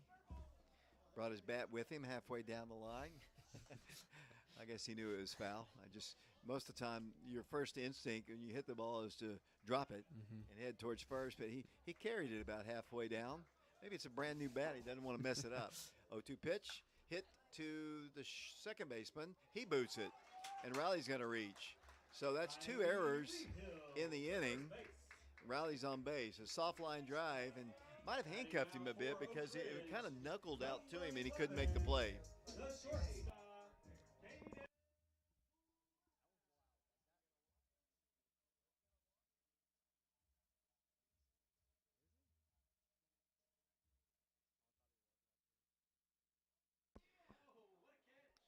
Caden Black is the batter for the Wildcats, the left-handed hitter. He was walked intentionally his last time. What did he do the first time? Remind me. He grounded out his first at-bat to second base. Runner first, Riley Rehill. The pitch to Caden. Breaking pitch for a ball. 1 ball, no strikes. Caden, left-handed junior, All-State performer a year ago. We haven't had a lot of All-Staters in the last few years, so that's a big honor for him. 1-0 pitch. Hit foul. Over towards the parking lot. I think it stays inside the fence. And the count is 1 ball and 1 strike. Caden Black's super athletic player. I mean, defensively, he's always so clean, like fielding the ball, getting it to first, and offensively as well. He gets on base a lot for the Wildcats. Vashon says he's going to play football this year, and he told me so. Hopefully he will. 1 ball, 1 strike. The pitch. That's low and outside. 2 balls and 1 strike. I saw Coach Rang earlier. I don't know if he's still in attendance. Might be doing his rounds, meeting and greeting people. He'll have a big meet and greet on April the 19th at Okies. Pitch to Caden is hit foul again off to the third base side. This time it drops inside the bullpen area. It'll be at Okies from 7 to 9, and it'll be a question and answer for Coach Rang, the new football coach, and that'll be at Okies. I'll be, I guess, emceeing that, asking him the questions, and hopefully you will. We're going to have a phone line and such as well. Here's the pitch to Caden, hit on the ground, first base side. He's got the 1 at first, and no chance of getting the runner down at second. Now there's 2 outs, and here comes Mikey Teasley. Mikey Teasley walked his first at-bat and had a double his second.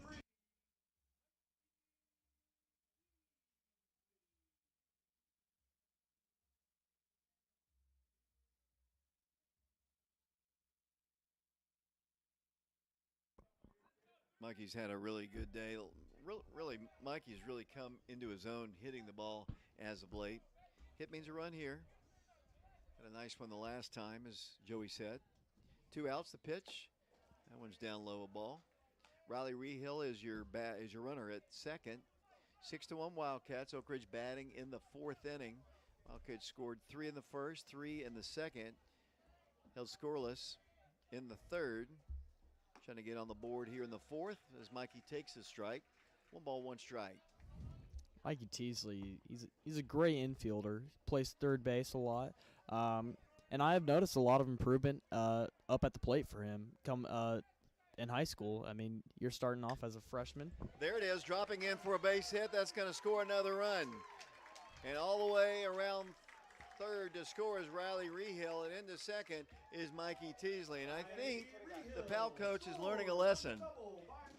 Well, maybe we shouldn't walk Caden Black to get to that Teasley kid. Yeah, Mikey has been a hitting machine against this team. Just great game for him so far. Nice hit, and that's a double. The Wildcats get that run back, 7-1. So Mikey not only wants to pick up his first varsity win, he's kind of doing a lot on his own to get those runs in tonight. So he's kind of helping his own cause, I guess. Here's Tyler Pickens, 2 outs. Runner at second is Izzy Mitchell running for the pitcher. Pitches down low, a ball. And that was Mikey's third RBI of the game. Batting now is Tyler Pickens, the third baseman.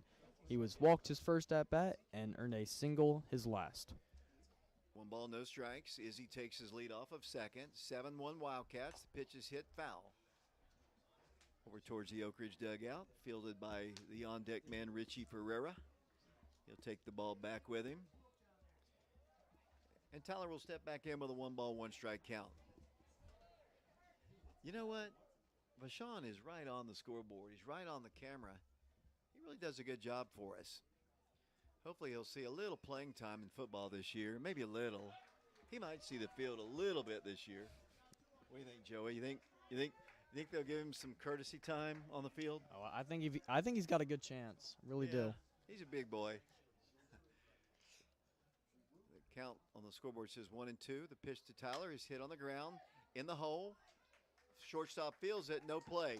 And he's got oh boy, they got him in a pickle between third. He can score there, and he is going to be out. Izzy kind of ran through the stop sign there, and the ball didn't get through. I think Izzy thought the ball had gone through into the outfield, but it had not, and he was able to, try to get him back, and he realized, he looked at the distance between himself and third base, and he realized at that moment he couldn't get back to third, so his best bet was to come home, and he was gunned down. Well, he actually almost was safe there. He almost got under the tag. Just right at the last second, catcher got him. So the Wildcats pick up a run. It's 7-1 Wildcats. We go to the top of the 5th inning here at Bobby Hopkins. 7-1 Wildcats. Back in a moment.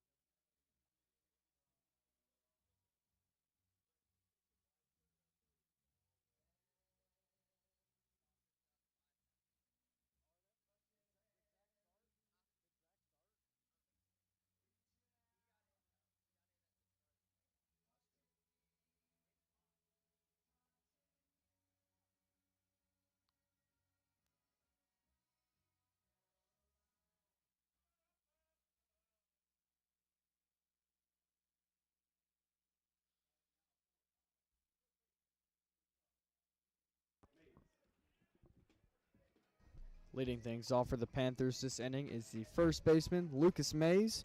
He grounded out his first at-bat and struck out his last. That song reminds me of popcorn, and you talk about some good-smelling popcorn in the press box right now. I think Coach Mike Kelly brought it up to Vashon. Vashon's always eating. It's always...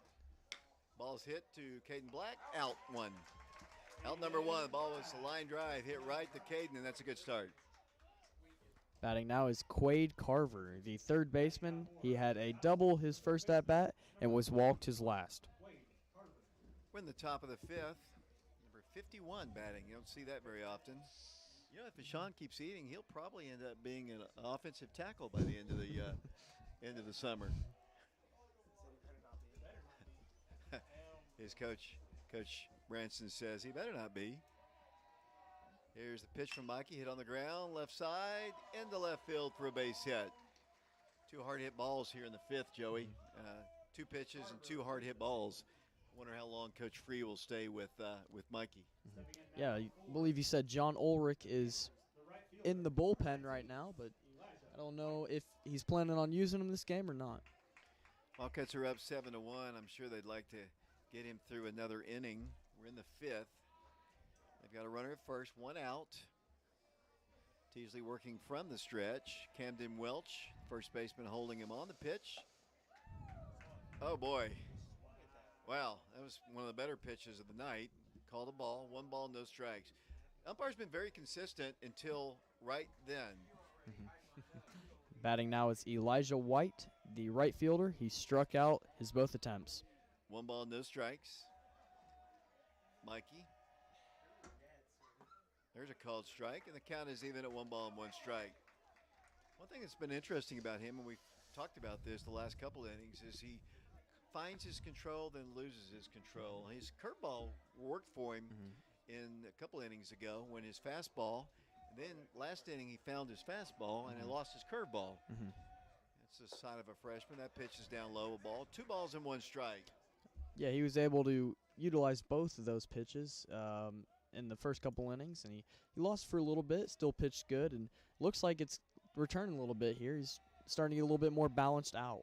Needs to check that runner over there. They stole on him with ease the last time. He does glance that way. Runner not going. Pitch is cut on a miss. That was a really nice pitch. Good fastball. Just tied him up on his hands there, and no way in the world he could hit it. Yeah, and that first pitch that he had, too, was pretty much right down the middle. I'm still surprised that wasn't called a strike. 2 balls, 2 strikes, 1 out, 5th inning, 7-1 Oak Ridge, trying to sweep the Panthers. And the pitch, that's a ball. 3 balls and 2 strikes. One thing he does, and I noticed that on one of the other walks previous, he tries to overthrow it just a little bit. Instead of just throwing a strike, he's trying to get that 3rd strike, but you can overthrow it a little bit. He's got good stuff. See if he can retire the man here. Full count, 1 out. This might be his last batter if he doesn't retire him. 3 balls and 2 strikes. Mikey looks in for the sign and steps out. Riley Rehill is out in right field. Richie Ferreira in center. Jacob Franklin in left for the Wildcats. 3-2 pitch about to be made. Hit on the infield. Foul territory coming back towards us. And out of play. This batter has 2 strikeouts against him this game already. I'm assuming that he's going to want to try to stay in this count as much as he can and try to get the ball in play. 3 balls, 2 strikes. Mikey checks the runner. 3-2 pitch. Inside, ball 4. And that's another free pass. He's been able to work out of trouble in this ball game, but you can only go so long doing that. And he's thrown a lot of pitches here in the last 3 innings. Batting now is the designated hitter, Landon Wells. He's grounded out to shortstop his both attempts. So it's senior night over at the soccer field, and the Wildcats are knocking off Campbell County 5-0 in that game. Our friend Zach Dorman recognized today. He filmed for us a little bit for the Maryville game. Yeah, he went with us on a road trip. He's done a lot of that in previous years. Not so much this year. He's tore up his knee, and tore up his ankle. Hadn't played a whole lot, but he's on the soccer team, and he was recognized. Here's the pickoff play, and they throw it into center field, but Richie's backing up this time. Low throw. They'll stay put. Runners at first and second. 1 out here in the 5th. Wildcats got that one run back in the previous inning on a hit by Mikey Teasley. They lead it 7-1, but the Panthers once again trying to break through.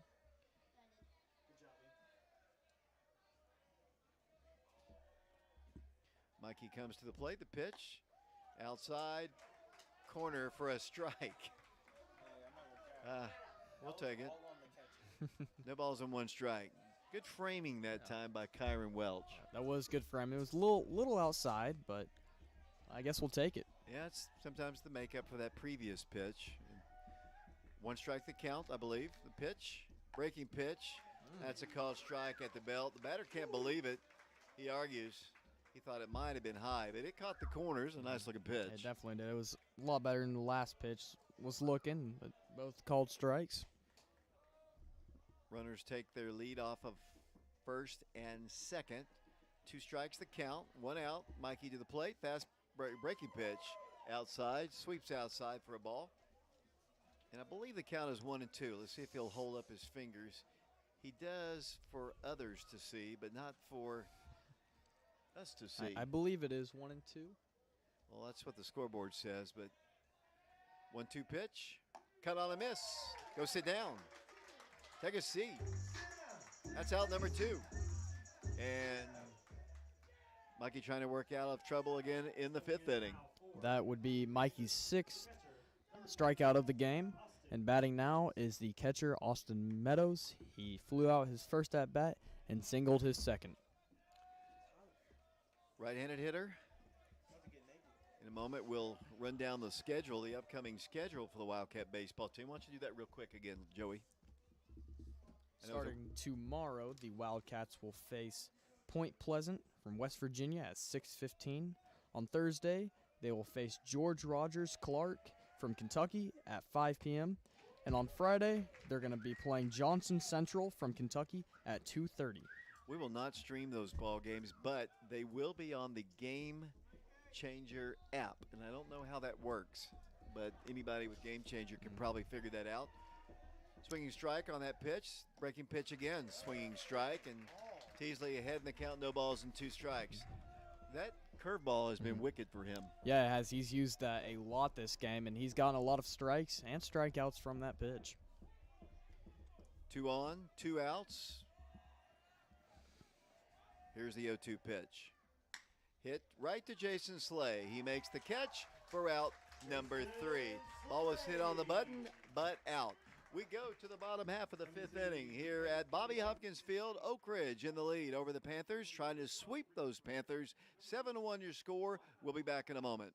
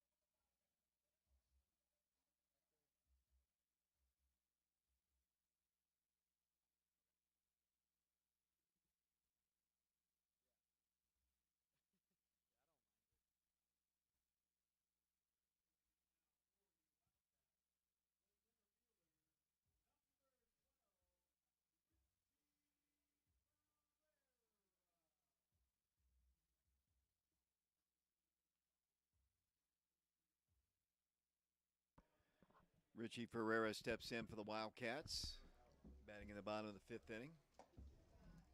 Pitch is a ball, 1 ball, no strikes. Richie's first at-bat, he singled and later on scored, and his second at-bat, he flew out to shortstop. Pitch is on the inside corner for a called strike. 1 ball, 1 strike. The starting pitcher struggled, gave up 6 runs in the first. The relief guys done really well for the Panthers. Yeah, he has. Oak Ridge that's going to be safe. Oh my gosh. Rick, you missed that one. And he was safe on that one. Bang, bang at first, but he was safe. Oh, he definitely was. I don't think Richie was too happy about that either, but that was maybe not the greatest call from the umpire there. No, he definitely beat that one out. I'd like to see that on the replay. Hopefully, Bashan got it. I'm sure he did. One out. Pitch is a ball to Alex Franklin. Alex Franklin flew out to center field. His first at bat, he came in for Eddie Tan, who was ejected the first inning. 7-1 our score. The breaking pitch stays up high. And the count is 2-0. Yeah, in high school, well, just about any league now, you cannot run over the catcher, and that's what Eddie tried to do. And he got the old heave-ho. 2-0 pitch, hit again to center field. Just a little higher. The other one was a line drive. It's going to be caught by the center fielder, and that is out number 2. Batting now is Jacob Franklin. His first at bat, he had a sacrifice bunt, and he grounded out his second at bat.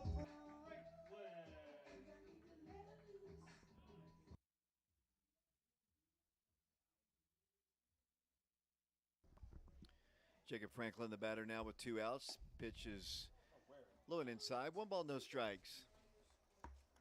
Alex Franklin, then Jacob Franklin. It's kind of cool to see that, the two brothers. The other day in the Central game, Alex knocked in Jacob, which has got to be cool for their parents and relatives. 2 balls and no strikes to Jacob. He's a senior. Hopes to play beyond high school. Cut on a miss. The count is 2 balls and 1 strike, coming off of arm surgery, shoulder surgery. Just getting back in the swing of things. 2 balls and 1 strike. 2-1 pitch. That's up high. 3 balls and 1 strike. Another set of brothers on the team, Kyron Welch and Cameron Welch. I've actually seen them, Cameron Welch pitch to Kyron Welch, so interesting to see that. Timeout is asked for by Jacob. He steps out. 3 balls and 1 strike. We're at Bobby Hopkins. Tournament starts tomorrow, as I mentioned. I want to keep saying it. We're not streaming those games as that pitch is foul tipped into the mid. Count is full now. 3 balls and 2 strikes. Joey Weston doing stats and color. Vashon Knowles doing camera. 3-2 pitch. Hit foul. Back to the brand new screen. And the count remains full at 3 balls and 2 strikes. Like I said, I've seen just a ton of different people at the ballpark here today. And the whole whole facility is full of people. I mean, you're parking out on the road by gasaways. What used to be gasaways. 3-2 pitch. Inside, ball 4, and Jacob Franklin is aboard for the second time.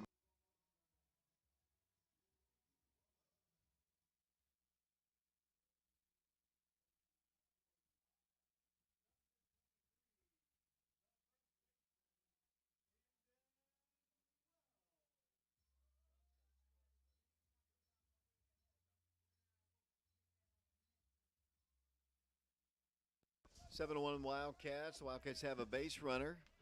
Jacob Franklin, he was caught stealing earlier in the ball game.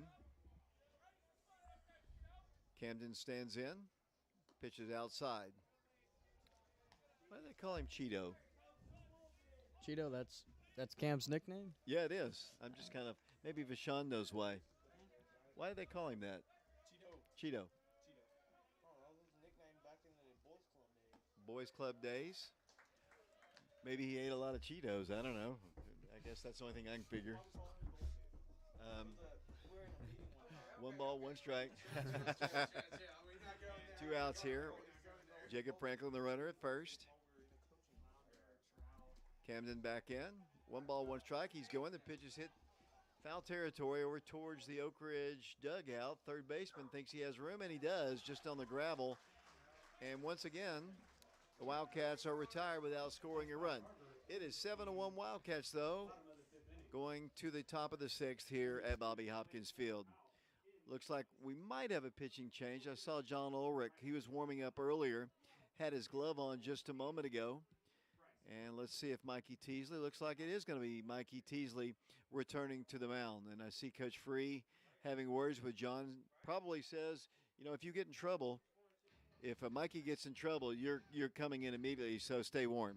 I'm sure that's what he said. I'm going to turn off my mic.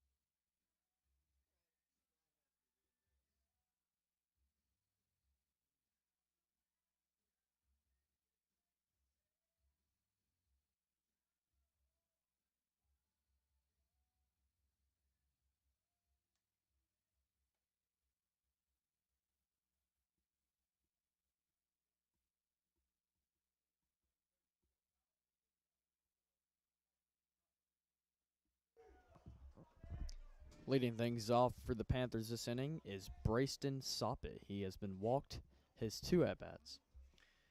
Mikey Teasley returns for the 6th inning for the Wildcats. Everybody else pretty much in the same positions that started the ball game, with the exception of Alex Franklin. We mentioned that. He took over for Eddie Tan. Pitches the ball. 1 ball, no strikes. Go straight downhill, Mikey. Straight downhill. Kyron Welch gives the sign. And the wind, the pitch. Low and inside. 2 balls and no strikes. I just don't think they'll go with him long, Joey. 'Cause he's been in trouble the last 2 or 3 innings. Yeah, that's right. He's had the bases loaded 2 of the innings, and last inning I believe they had 2 guys on base. So I believe you said John Ulrich was warming up, so I'd be interested to see if he comes into the ball game at some point. That was a called strike, so it's 2-1. Mikey to the plate. Hit on the ground. Foul ball. Just outside the line at third. He is so deliberate with his calls. I mean, not very definitive either. He just kind of wandered out there and just kind of put his arm. Foul. He's definitely taking his time with these calls. 2 balls and 2 strikes the count. Nobody out, nobody aboard. Mikey Teasley gone all the way for the Wildcats, trying to pick up his first varsity Wildcat win. 2-2 pitch. Breaking pitch stays up high, and the count is full now. 3 balls and 2 strikes. Here we go, Mikey. Here we go, Mikey. This batter's been walked twice already in his 2 at-bats. I think Mikey wants to do that again. He's going to try to get him out here. Mikey. Like I said, I just don't think they'll go with him long. He's thrown a ton of pitches, has the freshman. 3 balls, 2 strikes. Nobody out. Welch with a sign. 3-2 pitch from Mikey Teasley. Outside. And I guess it was. You were right there. No, it was ball 4. Another delay. Umpire's not very vocal. I mean, the batter just stood there and like, okay, what do I do now? I think you walk, sir. Go on down. Batting now is Cameron Kay, the left fielder. He was hit by a pitch his first at-bat and walked his second. 7-1 Wildcats. Powell's had every opportunity to get right back in this ball game, but Mikey has put out the fire each and every time. Like I said, you just can't keep giving good teams opportunities. Yeah, he's done a great job ending the innings for the Wildcats. He's been in a little bit of messes a couple times here, but he's gotten them out almost every single time. Good start there. Gets ahead of the hitter. He's been falling behind. 0-1 pitch is cut on. He tried to bunt it, fouled it into the mid of Kyron Welch. The count is 0-2. Coach Etheridge was telling me that, you know, and we talked about this earlier, at the high school, it's jam-packed with soccer, track, and tennis all going at the same time. Spring sports in full swing. 0-2 pitch, cut on a miss. Go sit down, sir. And that is out number 1 here in the 6th inning. Up to bat now is the leadoff hitter, Bryce Burkhart. He grounded out his first at-bat, singled later on, and then flew out his last. Runner still at first. Trying to get through the 6th inning. I would expect, like I said, if he gets in any kind of more trouble. I don't know what his pitch count is. We don't keep it up here. I don't think James has kept it. But, you know, you don't want a 14 or 15-year-old to, you know, go over 100 pitches. Pitches a ball, 1 ball, no strikes. See assistant coach Donovan Black wandering around in the Oak Ridge dugout. It's great to see former players. Donovan, a former Wildcat, along with Ben Peters, assistant coaches for their alma mater. 1 ball, no strikes, the count, the pitch. Overthrew that one again. It's 2 balls and no strikes. Couple more. I see Bryson Parks and Logan Rosenberger here in the house tonight as well. Yeah, Logan, he can't stay away from the ballpark. I wish that kid had gone on to play some college ball because he lives for the game of baseball, playing it. 2 balls and no strikes. 2-0 pitch. Might have swung a ball 3, and he fouls it over to Ben Peters in the on-deck circle, and the count is 2 balls and 1 strike. It won't bother you. There's wasps. There's all kinds of bees flying in here, and Joey doesn't much care for them. 2 balls and 1 strike. Runner takes his lead off of first. Got one out, 7-1 Wildcats. Mikey comes to the plate, low and outside. Here's the throw down on the bag, but not in time. Stolen base. Karen just couldn't get much on that throw, and it skipped up there. Even then, it was close down at second base. Yeah, good accuracy. I mean, he had him right where he needed to put the ball, but just a little low on the ground. So they have a runner in scoring position now, and a 2-ball, 1-strike count. Teasley checks the runner now at second. 2-1 pitch. Fastball for a strike on the outside corner of the plate. The count is even at 2 balls and 2 strikes.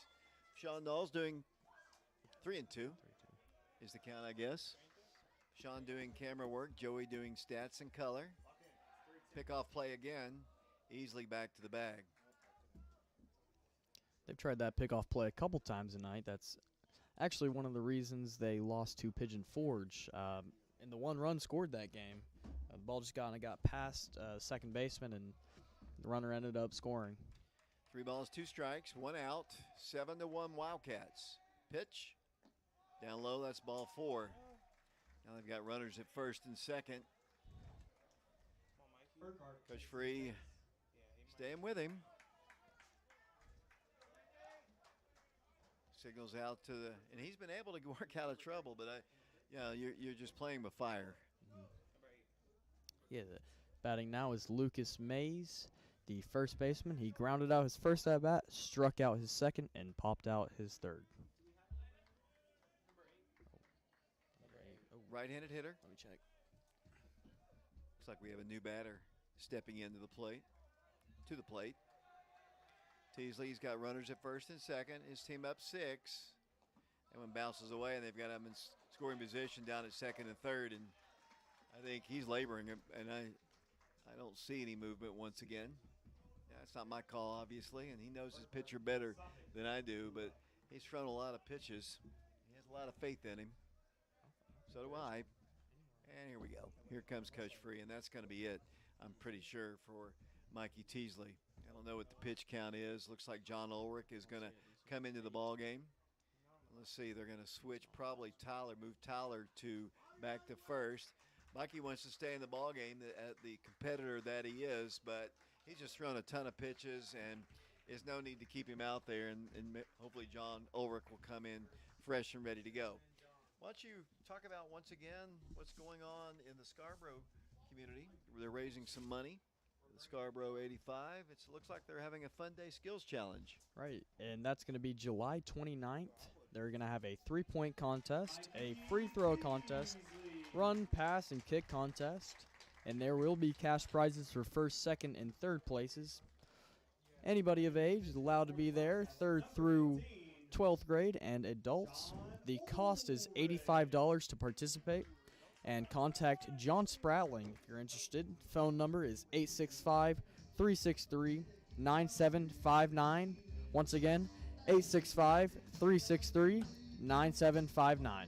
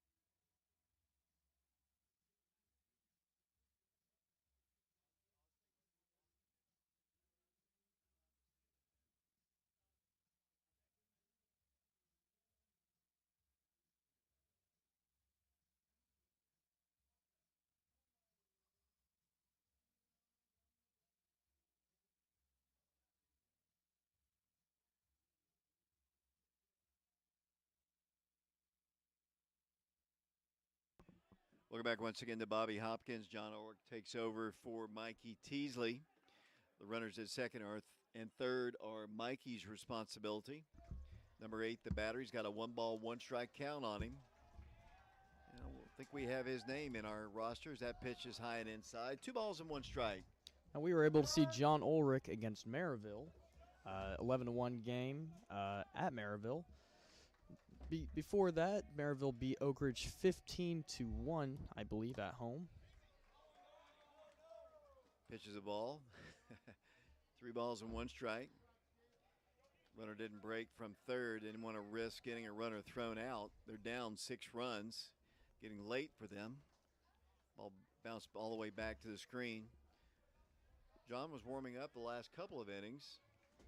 Misfired on his first 2. If he walks him, kind of an interesting thing, Joey. And I'll tell you about that in a second. Here's the pitch. Breaking pitch again high. That walk is actually credited to Mikey Teasley because he started the count, and that walk is actually credited to Mikey, which is kind of a little bit unfair, but that's the way it goes.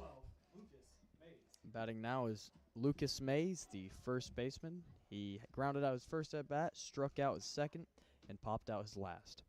Looks like we're going to have a change. The head coach comes down from the third base coaching box, has words with the umpire. I don't know if they have a runner coming out. He's looking into the dugout. And then we'll get a new runner in the game. So, things are getting interesting here. Ben George in the house here. Ben, I think I heard you say something about the soccer game? Yeah, tonight was soccer senior night, and then the Soccer Cats got a huge win over the Campbell County Cougars tonight. Good way to celebrate the seniors. Kind of early on senior night, but yeah, the weather was nice. Perfect night for it. Bases loaded. Right-handed hitter John Ulrich in relief of Mikey Teasley in a 7-1 ball game. Breaking pitch, that caught the corner, and the count is 0-1. He's had trouble getting that pitch over. Much better pitch that time. Yeah, no, a couple pitchers for Oak Ridge. I know I say it a lot, but a couple of them take a little bit to warm up and get going in the game. So, John Ulrich might be turning it on here. 1-strike pitch. That one a little bit low. Good pitch, though, by John. It's even at 1 ball and 1 strike. Good stop there by Kyron to keep that ball in front of him. Stop the runner on third from coming home. Mikey came out of the ball game. Tyler Pickens still playing third. Thought they might switch. Not the case. Keeping the DH. 1-1 pitch. Way inside. 2 balls and 1 strike. 7-1 Wildcats. Kind of slowing things down just a bit, the pace of the ball game. A little bit of a mess for the Wildcats here. Back to bases loaded for the 3rd time tonight. Mikey Teasley was able to get them out of that 2 innings in a row. See if John can do the same. 2-1 pitch. Here it comes. Hit foul. And the umpire says it was foul. And it kind of went off his body. Coach Free wanted John to go ahead and throw it, but he had already signaled foul. Connor Goldmeyer flying over the Bobby Hopkins complex here. Only James and I get it. 2 balls and 2 strikes, 1 out. We're just lucky he didn't take us out. That's true. Connor Goldmeyer, a former quarterback, basketball player at Oak Ridge.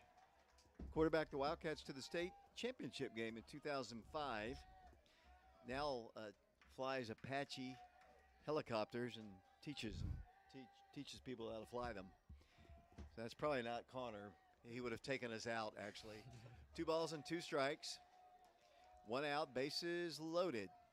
In a 7-1 ball game. Ulrich, breaking pitch, hit foul again. Over towards the Oak Ridge dugout and out of play.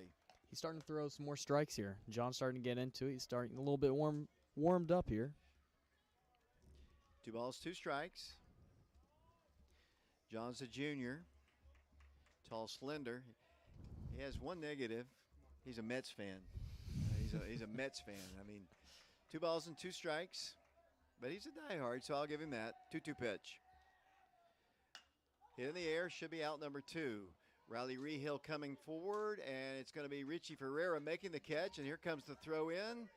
And they've got a run and the ball eludes Tyler Pickens. The Wildcats throw the ball away, and 2 runs will score. And it's now 7-3. Wildcats should have just brought that ball in. They were not going to really get the runner at third, and they've got 2 on the board. It's now 7-3. Batting now is Quade Carver, the third baseman. He had a double his first attempt, walked his second at bat, and singled his last. 2 outs now. They've got a runner at second base. 7-3. Back into it are the Powell Panthers. John trying to get out of trouble. He got the out there, but the Wildcats committed a throwing error trying to get the runner at third. That pitch is a fastball down low ball. 1 ball, no strikes. Big district ball game. Both teams are tied for first place in the district. Both have 4-1 records. Wildcats trying to get the tiebreaker over the Panthers. Oak Ridge has district games to go as John's pitch is down low. 2 balls and no strikes. The Wildcats have 2 games with West, 2 games with Carnes to go in the district. Both teams, as I mentioned, 4-1 in district play. Central right behind him with 2 losses. I think Carnes has 3 losses, if I'm not mistaken. Kind of surprising there. 2-0 pitch.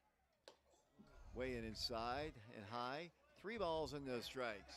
Now Central's in second place, but don't get me wrong, they are a really talented team. I'd say they could compete with both the teams out here pretty well. They have good pitching. Really good team all around. I mean, we were lucky to beat them here in the walk-off win. 3-1 pitch, about to be made by John Ulrich. Inside ball 4, so they've got runners at first and second now. And Wildcats, Coach Free is wandering out. Looks like Izzy is going to come in. We might bring in Jacob Franklin to pitch. And Izzy's going to replace Jacob in left field. And they have a pinch runner as well.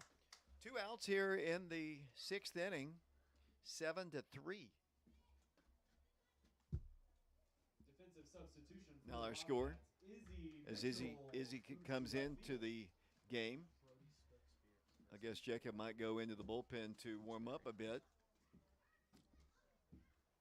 Coming in to pinch run for Powell, Brody Stooksbury. Brody Stooksbury, a runner comes in. We're trying to get out of trouble here in the 6th inning. 2 runs have scored. 1 on an error, a throwing error. Wildcats got the second out. Let's see if John can hold it down to 2. These runs are charged to Mikey Teasley. Runners at first and second. Batting 7. now. Go ahead, Joey. I'm about sorry. that. Batting now is Elijah White, the right fielder. He's been struck out twice and walked once this game. Swings and he misses at that one. Good start for John, and the count is 0-1. I've talked about this the entire game. I've really talked about this in most of our games, just the size of the crowds here at Bobby Hopkins watching the games. Students and community members, love to see it. 1-strike pitch. Oh, belt high. Evidently too high, I guess. Kind of is 1 ball and 1 strike. Sun beginning is set here in the Ridge. 2 outs, 2 on, 2 in. That one goes all the way back to the screen, and they have a chance. No, wisely. Kyron did a good job. He could have thrown it, but he wouldn't have gotten him, and it could have sailed into the outfield, and that might have meant 2 more runs. So wise decision by Kyron to hold on to it. So it's now 2 balls and 1 strike to the batter. Ulrich trying to close out this 6th. Been a long one for both pitchers. 2 balls and 1 strike. John trying to find his control. 2-1 pitch. Inside corner for a called strike. And the count is even at 2-2. Nice pitch there by John. He's going to want to try to get this last out here. Leave Oak Ridge with 4 comfort runs to, try to end the game pretty easily next inning. 2 balls, 2 strikes. John's pitch. Cut on a miss. That's strike 3. Go sit down, sir. And that is the 3rd out of the inning. We go to the top of the 6th inning. The bottom of the 6th inning, the Wildcats in the lead, 7-3. We'll be back on our YouTube channel, Prep Radio, in a moment.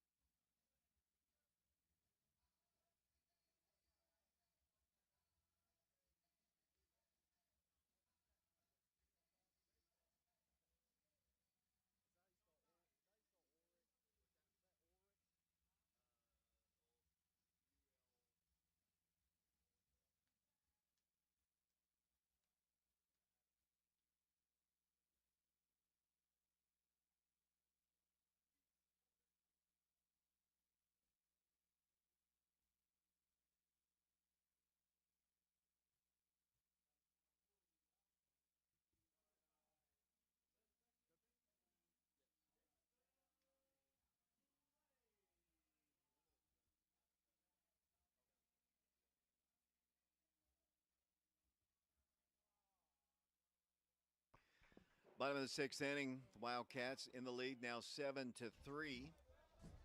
Leading things off for the Wildcats is second baseman Jason Slay. Jason Slay had a sacrifice bunt his first at bat and got on base from an error his second. He's a right-handed hitter. The pitch hit hard, shortstop, feels it cleanly, throws on to first in time for route number one.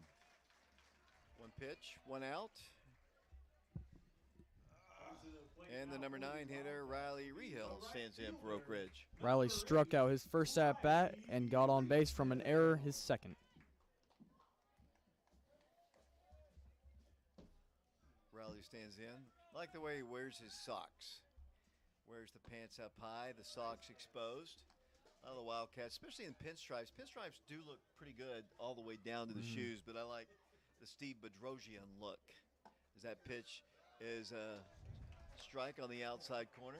You like knickers? I don't like knickers, and I did not wear knickers. I am not of that age. No balls and 2 strikes. Hit hard, base hit. Riley Rehill in the left field. The left fielder falls down, but he's able to recover.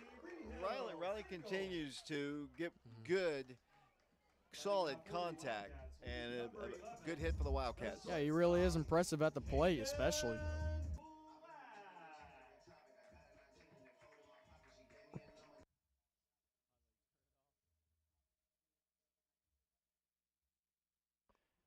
Caden Black, the batter now. Wildcats with a runner at first. Riley's been on base, I think. Is this the third time he's been on base or the second? That is his second time on base. He was on base a couple times yesterday as well. One out. Pitch to Caden is a ball. 1 ball, no strikes. The relief guy for the Panthers has done a really good job. I mean, really limiting the Wildcat offense. Yeah, he has. There hasn't been much going on after he got in the game. Oak Ridge put up 5 runs in the first 2 innings against that first pitcher. That pitch is a ball. 2 balls and no strikes. Mikey Teasley is on deck. Mikey continues to hit the ball well. Has had a good day at the plate. Good job on the mound as well. One of those runs last inning was unearned. So he gave up a couple of earned runs. That pitch is a called strike. 2 balls and 1 strike. So Joey, Vachon says he's going to play baseball next year. What's your thoughts there? You know, he's got a good shot. You know, it's fun, but I know he's really enjoyed coming to the games. He hadn't been to any high school games until we brought him out here on our crew here, and he's told me several times he actually likes it. I'm glad. Vachon, you enjoying your baseball experience? That's Vachon. Pitches a ball, and that's ball 4. The good news is the last several games, Caden has not been hit by a pitch. Yeah, I mean, he was hit 3 times against that Campbell County team. He's pretty bruised up. He was up to double digits being hit. And here comes Mikey Teasley in once again with runners at first and second. Mikey has been very productive today. Yes, he has. Mikey was walked his first at bat and has had 2 doubles. Mike's back on. Did you finish? And he has also had 3 RBIs tonight. He's leading the team. Takes a strike there, and the count is 0-1. I just am so happy that it's finally like the temperature has warmed up to baseball weather. Yeah, you said 2 weeks ago we were at that Campbell County game, and it was Freezing cold. yeah in the 40s, 30s. We had to get Vashon a blanket, if you remember, in that ball game. No, I remember that. Bro, I wasn't even cold. 1 ball, 1 strike. I have a picture of you in that blanket, Vashon. Don't make me post it. You photoshopped. I wa- I would like to see that. Didn't you already post it? 1 ball, 1 strike, 1 out, 2 on the pitch, down low a ball. 2 balls and 1 strike. I think I did post it on my Twitter. Well, that's a Photoshop. It's not that cold, Vashon Rashawn. said it was cold. To be honest with you, it was cold that night. It's freezing. 2 balls and 1 strike, 1 out. Real dude like me. 7-3, the Wildcats in the lead. Braves are on top 3-0. That's my team. Pitches hit foul over towards the Oak Ridge on deck circle, where is Come on, Mikey. booted by Tyler Pickens. The count is even now, 2 balls and 2 strikes. Oak Ridge is eager to get some more runs up on the board, especially with the pitching change going on for them right now. Mikey Teasley being taken out of the game. They're going to want to put up some runs and get some insurance. Yeah, need to get those runs back that were scored the top half of this inning. Pitch to Mikey. Hit once again to right field. Guess what? He's got another hit. And the Wildcats are going to get a run. Here comes Riley Rehill at the bang-bang play. Safe! Riley Rehill scores run number 8, and the Wildcats lead the Panthers 8-3. Another hit, 4 RBI ball game for Mikey Teasley. Number 2, the third baseman. Batting now is Tyler Pickens, the third baseman. He was walked his first at bat and has earned 2 singles after that.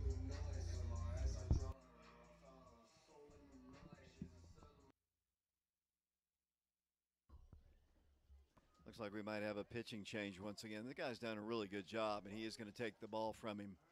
And he has done a really good job, but Mikey Teasley has just done a better job. Wildcats on top 8-3.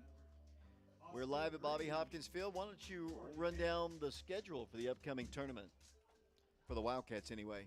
Tomorrow at 6:15, the Wildcats will take on Point Pleasant. They are a team from West Virginia. On Thursday at 5 p.m., they will take on George Rogers Clark from Kentucky. And on Friday at 2:30, they will take on Johnson Central from Kentucky as well. 8-3 is our score. Going to turn down our mics once again. We have to do that because if you just tuned in, it's kind of ridiculous. But if music is played on YouTube, they take it as a copyright infringement. They think we're playing the music directly on our video when it's actually the public address system playing the music. So in order to keep our videos up, we have one game pulled down completely where you can't even watch it at all. I can watch it. I'm the only one who can watch it, honestly, because it's my channel. So so that's why we turned down the mics. And I'm going to do it right now.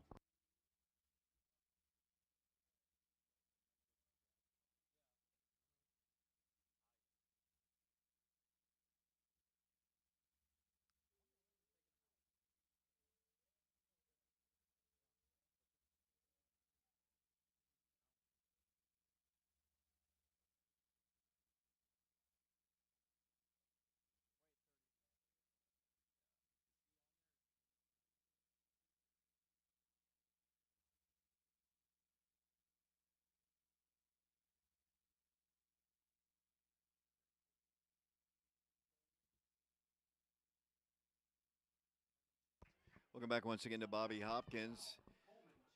Wildcats have 1 out. They've got 2 on. 1 has scored. It's 8-3 Wildcats. Number 2, Tyler Now pitching for the Panthers is Coleman Shanton.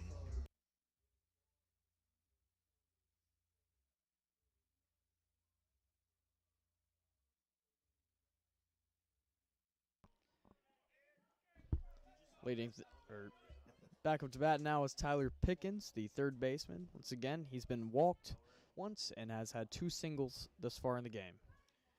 Catcher and the pitcher having a little trouble getting together before Tyler even takes a pitch. 1 out here, 2 on, 1 in, 8-3 Oak Ridge. The Wildcats scored 3 in the first, 3 in the second. They scored 1 more last inning, I guess. Or maybe that was the 4th inning. I think one of the innings doesn't show well. I think the 5th inning doesn't even work on the scoreboard. Tyler back in. And the first pitch to him.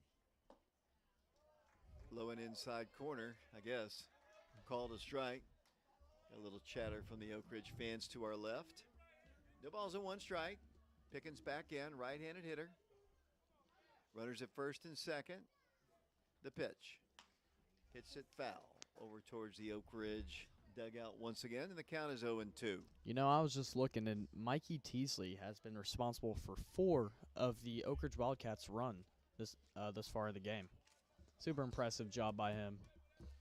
You know, he wanted to assure himself his first win ever as a Wildcat pitcher. 0-2 pitch, hit foul again. This time scatters the Wildcats in the dugout. And the count remains at no balls and 2 strikes. So 7 strikeouts for Mikey. 7 strikeout day for Mikey Teasley. Tyler Pickens back in, behind in the count, 0-2. Pitch, hit into center field. Center fielder coming on and can't make the play. It drops in front of him for a base hit. So the Wildcats will have the bases loaded. Just a soft line drive. Because Tyler's size and strength, center fielder was playing back, because when he hit the ball, I thought he was going to catch it, but he was playing so deep he just couldn't catch up to it. Yeah, he's a big power hitter, but he can also make contact really well, as that's his 3rd single of the game.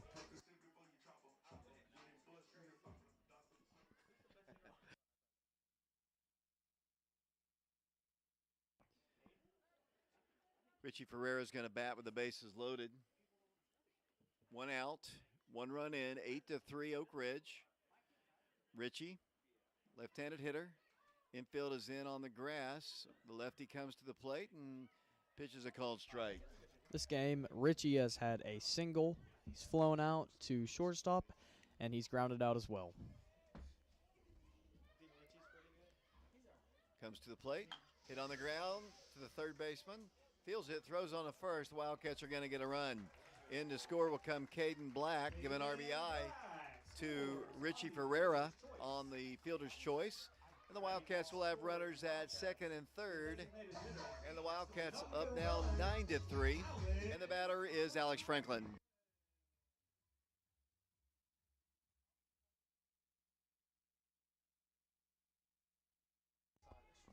Wildcats trying to sweep the Panthers. 2 insurance runs have helped the Wildcat cause after Oak Ridge gave up a couple runs in the previous inning. They've got them back, and they lead at 9-3, back to a 6-run lead. Alex Franklin has taken the place of Eddie Tan this game and has flown out to center field both times at bat. His brother Jacob Franklin is on deck. Tyler Pickens, the base runner at second base. Wildcats have a runner as well at third.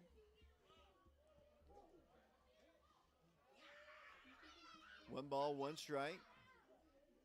And the pitch to Alex. Cut on and miss. A really nice pitch. Took something off of it, and the count is 1-2.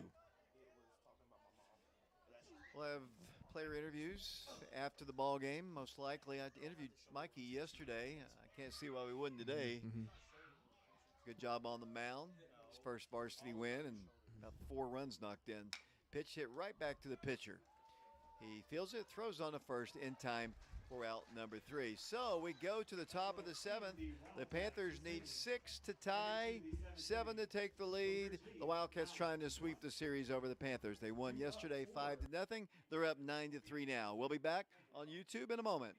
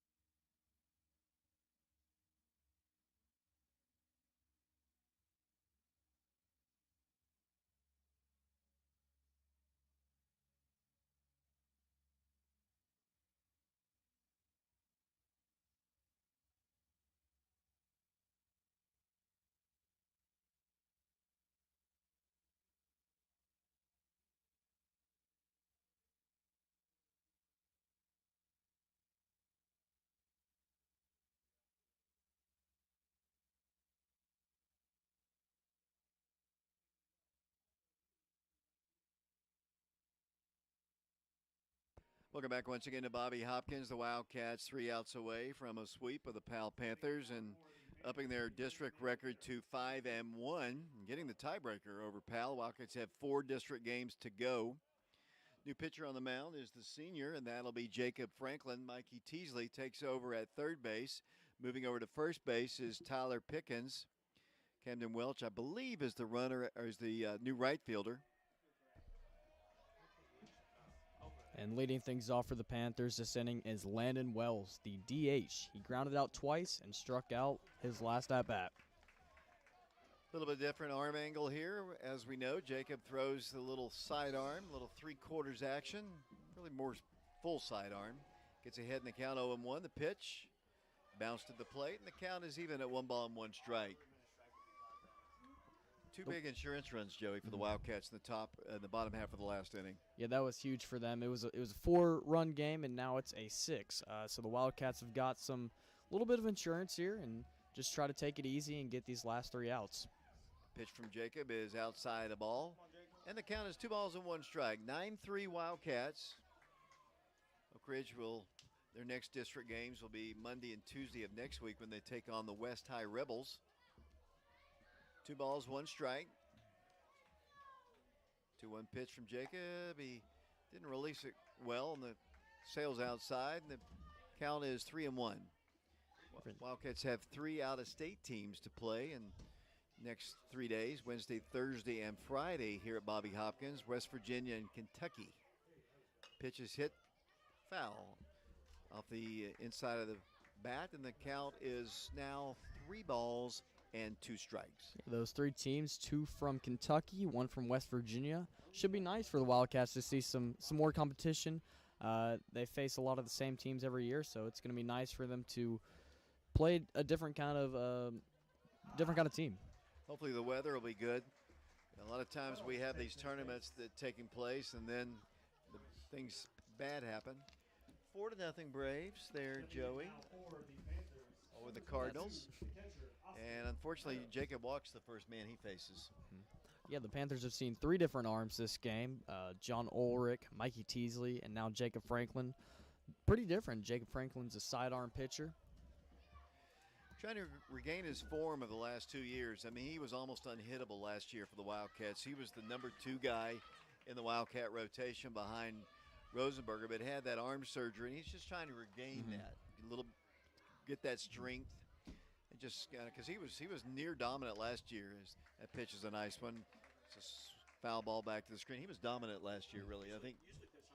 Yeah, Logan had all the home games, and Jacob pitched all the road games, and I think he only lost 1 game, and it was like 1-0 to Central. So he was really, really good last year. Yeah, that's tough. You know, you're trying to come back senior season from an injury. Really, it's not going to be the same for him. He was that catcher. I believe that surgery kept him from playing that position, so he's now in the outfield. He's changing things up a little bit. No balls and 2 strikes. Runner at first. The pitch hit on the ground, third base side. Teasley for 1 at second. Back to first. That's a double play. 5-4-3 if you're scoring at home, and that's 2 outs, and the Panthers are down to their last out. Batting now is Brayston Soppet, the shortstop. He's been walked all 3 of his at-bats. You know, Mikey's got some really nice hands. He's got some really nice hands. Yeah, he does. He's been playing really great this year, and he's a freshman. He's a great ball player. First pitch to this guy is a ball, 1 ball, no strikes. The Wildcats 1 out away from sweeping the Panthers. 9-3 is our score. The Wildcats jumped on them early with 3 runs in the first, 3 in the second, 1 in the fourth, and 2 in the sixth. Panthers scored 1 in the third and 2 in the sixth. Jacob's pitch is hit on the ground. Mikey Teasley again, the short hop, throws on the first. That's a W for the Wildcats. Oak Ridge sweeps the Powell Panthers. Final score, Oak Ridge wins it by a final score of 9-3. Good job by Jacob coming in and getting the outs. Good job by Mikey Teasley and John Ulrich on the mound. Good job hitting by Mikey Teasley. And an overall good team win. Another near flawless win for the Wildcats. The 1 throwing error allowed the 1 unrun, but for the most part, Good win for the Wildcats. I got to turn my mic on.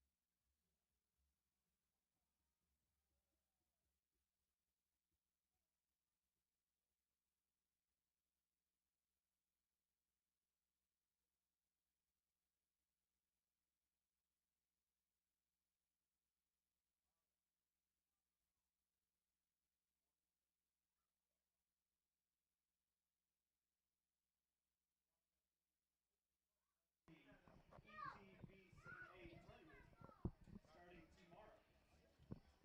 Wildcats will play Point Pleasant, West Virginia at 6:15 tomorrow night. George Rogers Park, Kentucky is who they will play Thursday night at 5 p.m. As well as on Friday, the Wildcats will be playing at 2:30 against Johnson Central, Kentucky. And on Saturday, they will play Collins, Kentucky at 2:30 as well. We invite you to please come out and support the Wildcats in all of these games this week.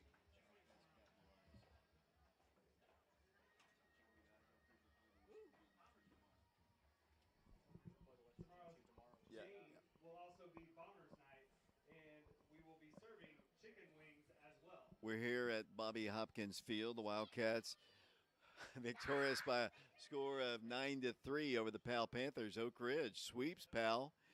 Coach Free got his first win ever against Powell yesterday in a 5-0 win.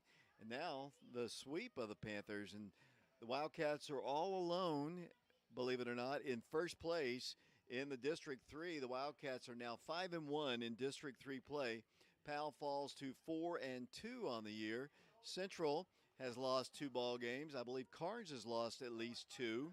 Campbell County, I believe, has lost them all. So the Wildcats are in first place. And West is a pretty good team. We'll see them on Monday and Tuesday at West High School and here at Bobby Hopkins. But as Joey's been saying, we'll have 3 out-of-state teams Wednesday, Thursday, and Friday.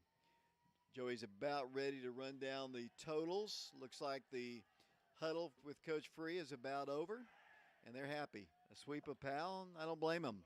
Wildcats have played really excellent ball against some really good competition.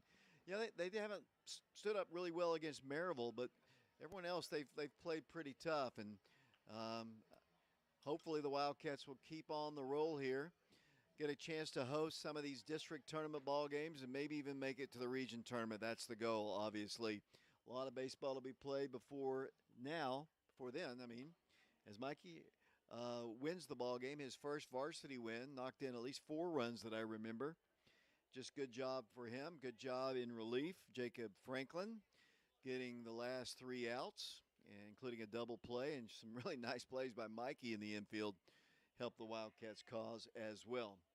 I am just stalling here for Joey, and I believe he's ready. All right, tonight, as you guys have seen, Mikey Teasley played a great game. I'll start off with him. He had 4 RBIs tonight. Almost half of the runs were from him. He had 2 doubles, 1 single, going for 3 for 3 at the plate. Talk about him defensively, 7 strikeouts for him tonight. He was in a pickle for a little bit of time. 2 times, bases were loaded. He ended up getting them out. 1 run scored, and he held them scoreless for the majority of innings he played. Also, Tyler Pickens had 3 singles tonight, going 3 for 3 with 1 RBI. Richie Ferreira, 1 single and 2 RBIs tonight. And Eddie Tan had 2 RBIs. He was ejected from the game the first inning, but his one and only at bat, he had a single and ended up making the third off an error with 2 RBIs. For the Panthers, Lucas Mays, the first baseman, had 2 RBIs, and Quade Carver had 1. Back to you, David. So it looks like I'm talking to Tyler once again. It looks like. I guess he's got the mic. Make sure it's on. And Tyler Pickens does join us here, and looks like, well, let's see. We'll start with Tyler here.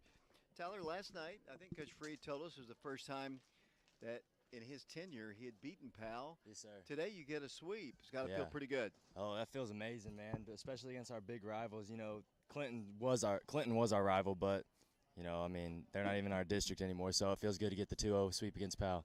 Yeah, you haven't experienced a Clinton baseball rivalry. I know Yeah. you did in football as well.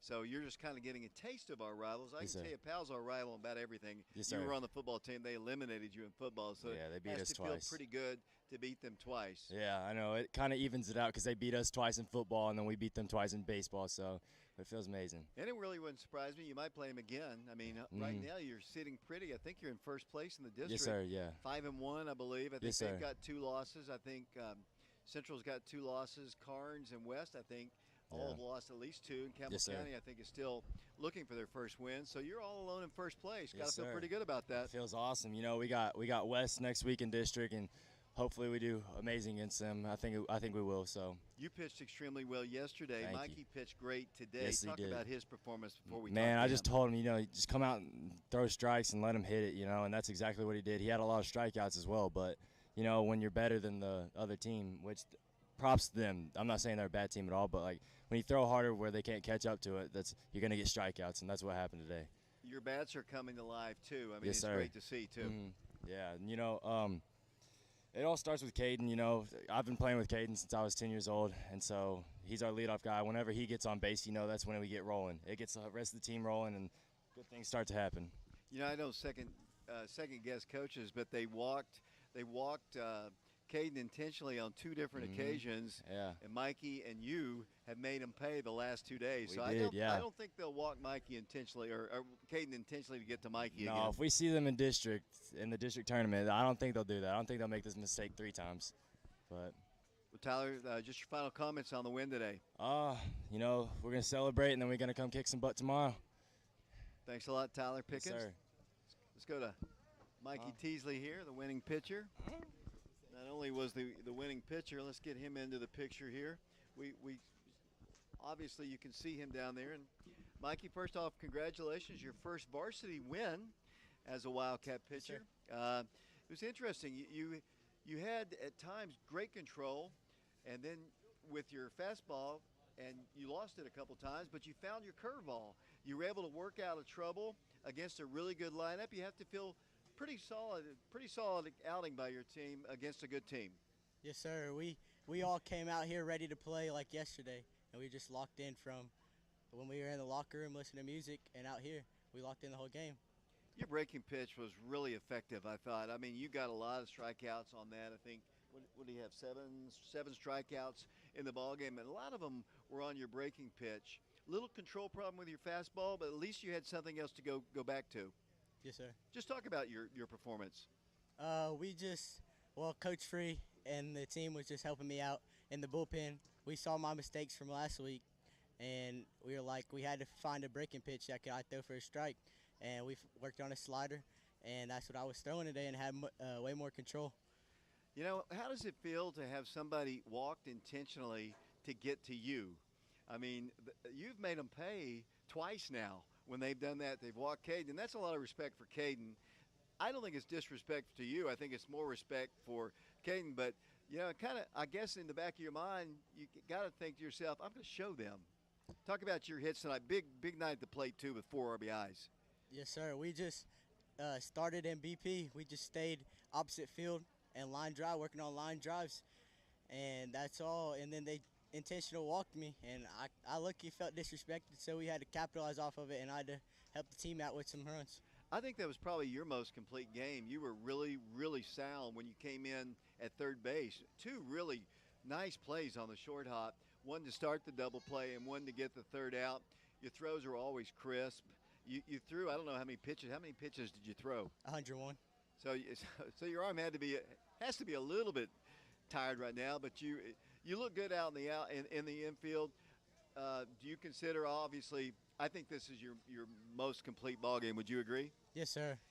Got 3 games coming up against out-of-state teams. They don't count in the district. You got 1 from West Virginia, 2 from Kentucky. The next week you're back in district play with the West High Rebels. You looking forward to this week and playing some more baseball? Yes, sir. Mikey, I appreciate your time and good luck and congratulations on the win.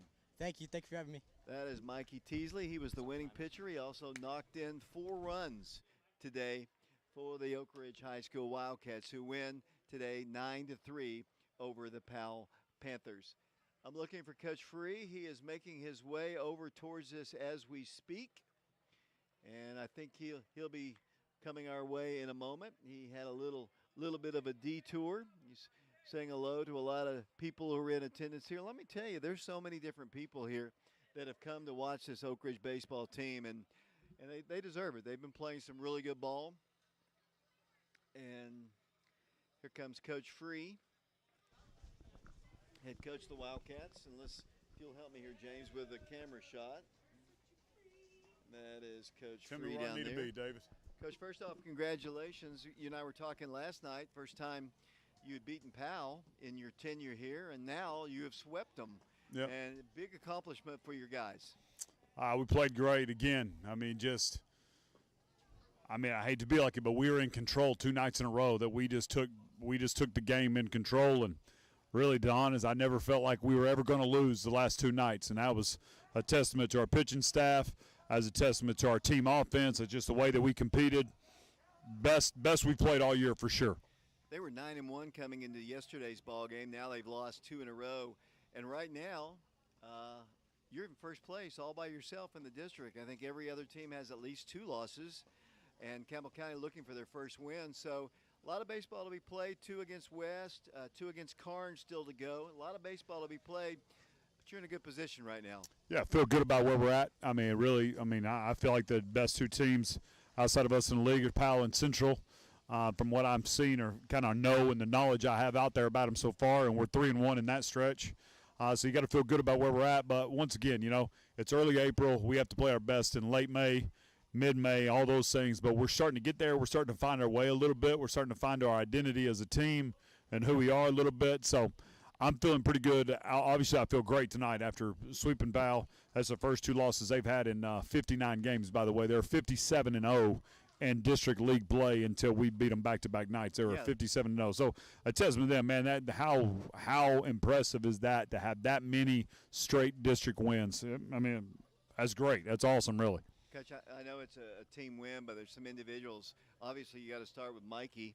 I didn't think, Mikey at times his control left him, but I was talking to him when his fastball was not working for him, his breaking pitch was working, and he was able to get out of jam after jam after jam by just kind of reaching down and deeply and finding something that was working for him. Yeah, absolutely. He did. He was able to give us about, I was hoping to get it to the back end with 3 outs to get before I had to make a change, as I had Jacob prepared to go in that regard. I was ready to make that late.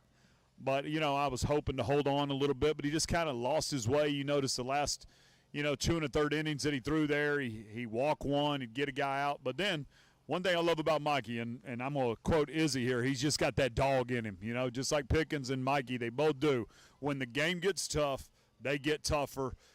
Bases loaded, nobody out, strike out, strike out, strike out in that 1 inning to get us out of that jam, giving up 1. So impressive. He's just got that instinct. And then you notice on offense, they walk Caden, whack. What was he, 4 hits tonight? 3 for sure. Yeah, and 4 RBIs. 4 hits, 4 RBIs. He's kind of got to roll a little bit. I know that I get on him all the time when he comes on here and talks on TV. It's me. But tonight it was about him a little bit, and I'm trying to teach him that, there's more people around you than just you. So. Yeah, and he also fielded that last inning, made 2 really short hop plays there, starting Incredible the double plays. play and then the third out. Great. Incredible plays, incredible hands. He did. Really tonight, this kind of reminds me of that Pigeon Forge game when Dylan Lloyd he scored the run. He pitched the whole game. He made the double play by himself. All those things he did, and then he beat us 1-0. Kind of Mikey kind of took control of the game by himself today. And your offense just came around. You got some good timely hits. I mean, nothing was really hit super hard tonight, but they just found holes. And, you put the ball in play, good things most of the time are going to happen. Yeah, we've been really working hard. We really have been working hard on our offense. And I knew when we got into this stretch this week, if we can weather the storm a little bit, Eddie getting ejected is going to hurt us a little bit to keep our offense in a good spot. But weather the storm a little, we were going to get rolling because we're going to play so much here in a row. And the weather's warming up. In April, you start to kind of find your rhythm. So I feel really good about where we're at and what we're doing. So offensively, we're really starting to come around. So is Eddie out for the next game only or 2 games? I'm pretty sure it's this one +2, I think. I'm not 100%, but I think it's +2. I'll get an email from TSSAA by 8 a.m. tomorrow, so I'll know all the details. I guess I know he knows the rules. You just don't run over the catcher. No, you can't. You can't do it. I mean, it's unacceptable. He can't do it. He knows that. He can't. Even if you're dead out, try to jump around him, whatever it is, you've got it. You can't make contact right through their face for sure. So you win 9-3. You sweep the Panthers. Just your final thoughts. Incredible team win once again, but Mike, he was awesome, and our offense is starting to find their rhythm, but we're starting to find our identity as a pitching group, and we're starting to find our identity as an offense. And to be honest, we're just now starting to scratch the surface. We're just now starting to find our way, and I think we're going to be all right down the stretch. One more quick thing here. I know you've got a team from West Virginia tomorrow and 2 from Kentucky on Thursday and Friday as a part of a big tournament going all over around the Knoxville area, I assume. Yeah, there's like 70-plus teams in this tournament this week, and we always host here on Easter weekend in honor of Kevin Callier. We always still do that in honor of him, but we've just partnered with our East Tennessee Baseball Coaches Association so that we're able to widen our tournament, make it bigger, use the whole area around. So, yeah, for sure. We got some teams from out of state, which is great for us. Who knows what they're going to be like and what we're going to see. I heard the team on Thursday has got 2 Division I arms on their team. So hopefully we'll be challenged and pushed a little bit because we need it a little bit. We need to be humbled and get back to the grind a little bit tomorrow. Coach, thanks a lot. Thank you, guys. Coach Travis Free. Go Braves. Win 9-3 today. Final score over the Powell Panthers. The Wildcats have a really, really fine week here. The Wildcats, with the exception of the Maryville loss, the Wildcats 2 big wins. And as you heard Coach Free say, they had won 57 straight district ball games until last night. And the Wildcats have swept them to, get the tiebreaker on them, which is so important as well. And I can't really emphasize how important that is, Joey, because if indeed it comes down to a tie in the district with Powell, we have the tiebreaker over them because of the head-to-head play. So it's just really, really, really big. Yeah, no, it is. Taking first place in the league, that's going to be a huge confidence booster for the Wildcats. Sweeping Powell. Powell was 57-0, like Coach Free said, coming into this year, and Oak Ridge finally broke that record. So they're going to feel good about themselves. So that, like I said, huge confidence booster for the Wildcats. Joey, I appreciate your work once again, and Vashon's as well. Once again, the final score, the Wildcats win it 9-3. As I've been saying, we're playing 3 ball games here at Bobby Hopkins. We will not be streaming the ball games. I apologize for that. We will not stream next week's games as well with West, but we'll resume streaming at the end of next week. Once again, their final score here from Bobby Hopkins Field. Wildcats win 9-3. For Joey and Bashan, this is David Clary saying so long, everybody.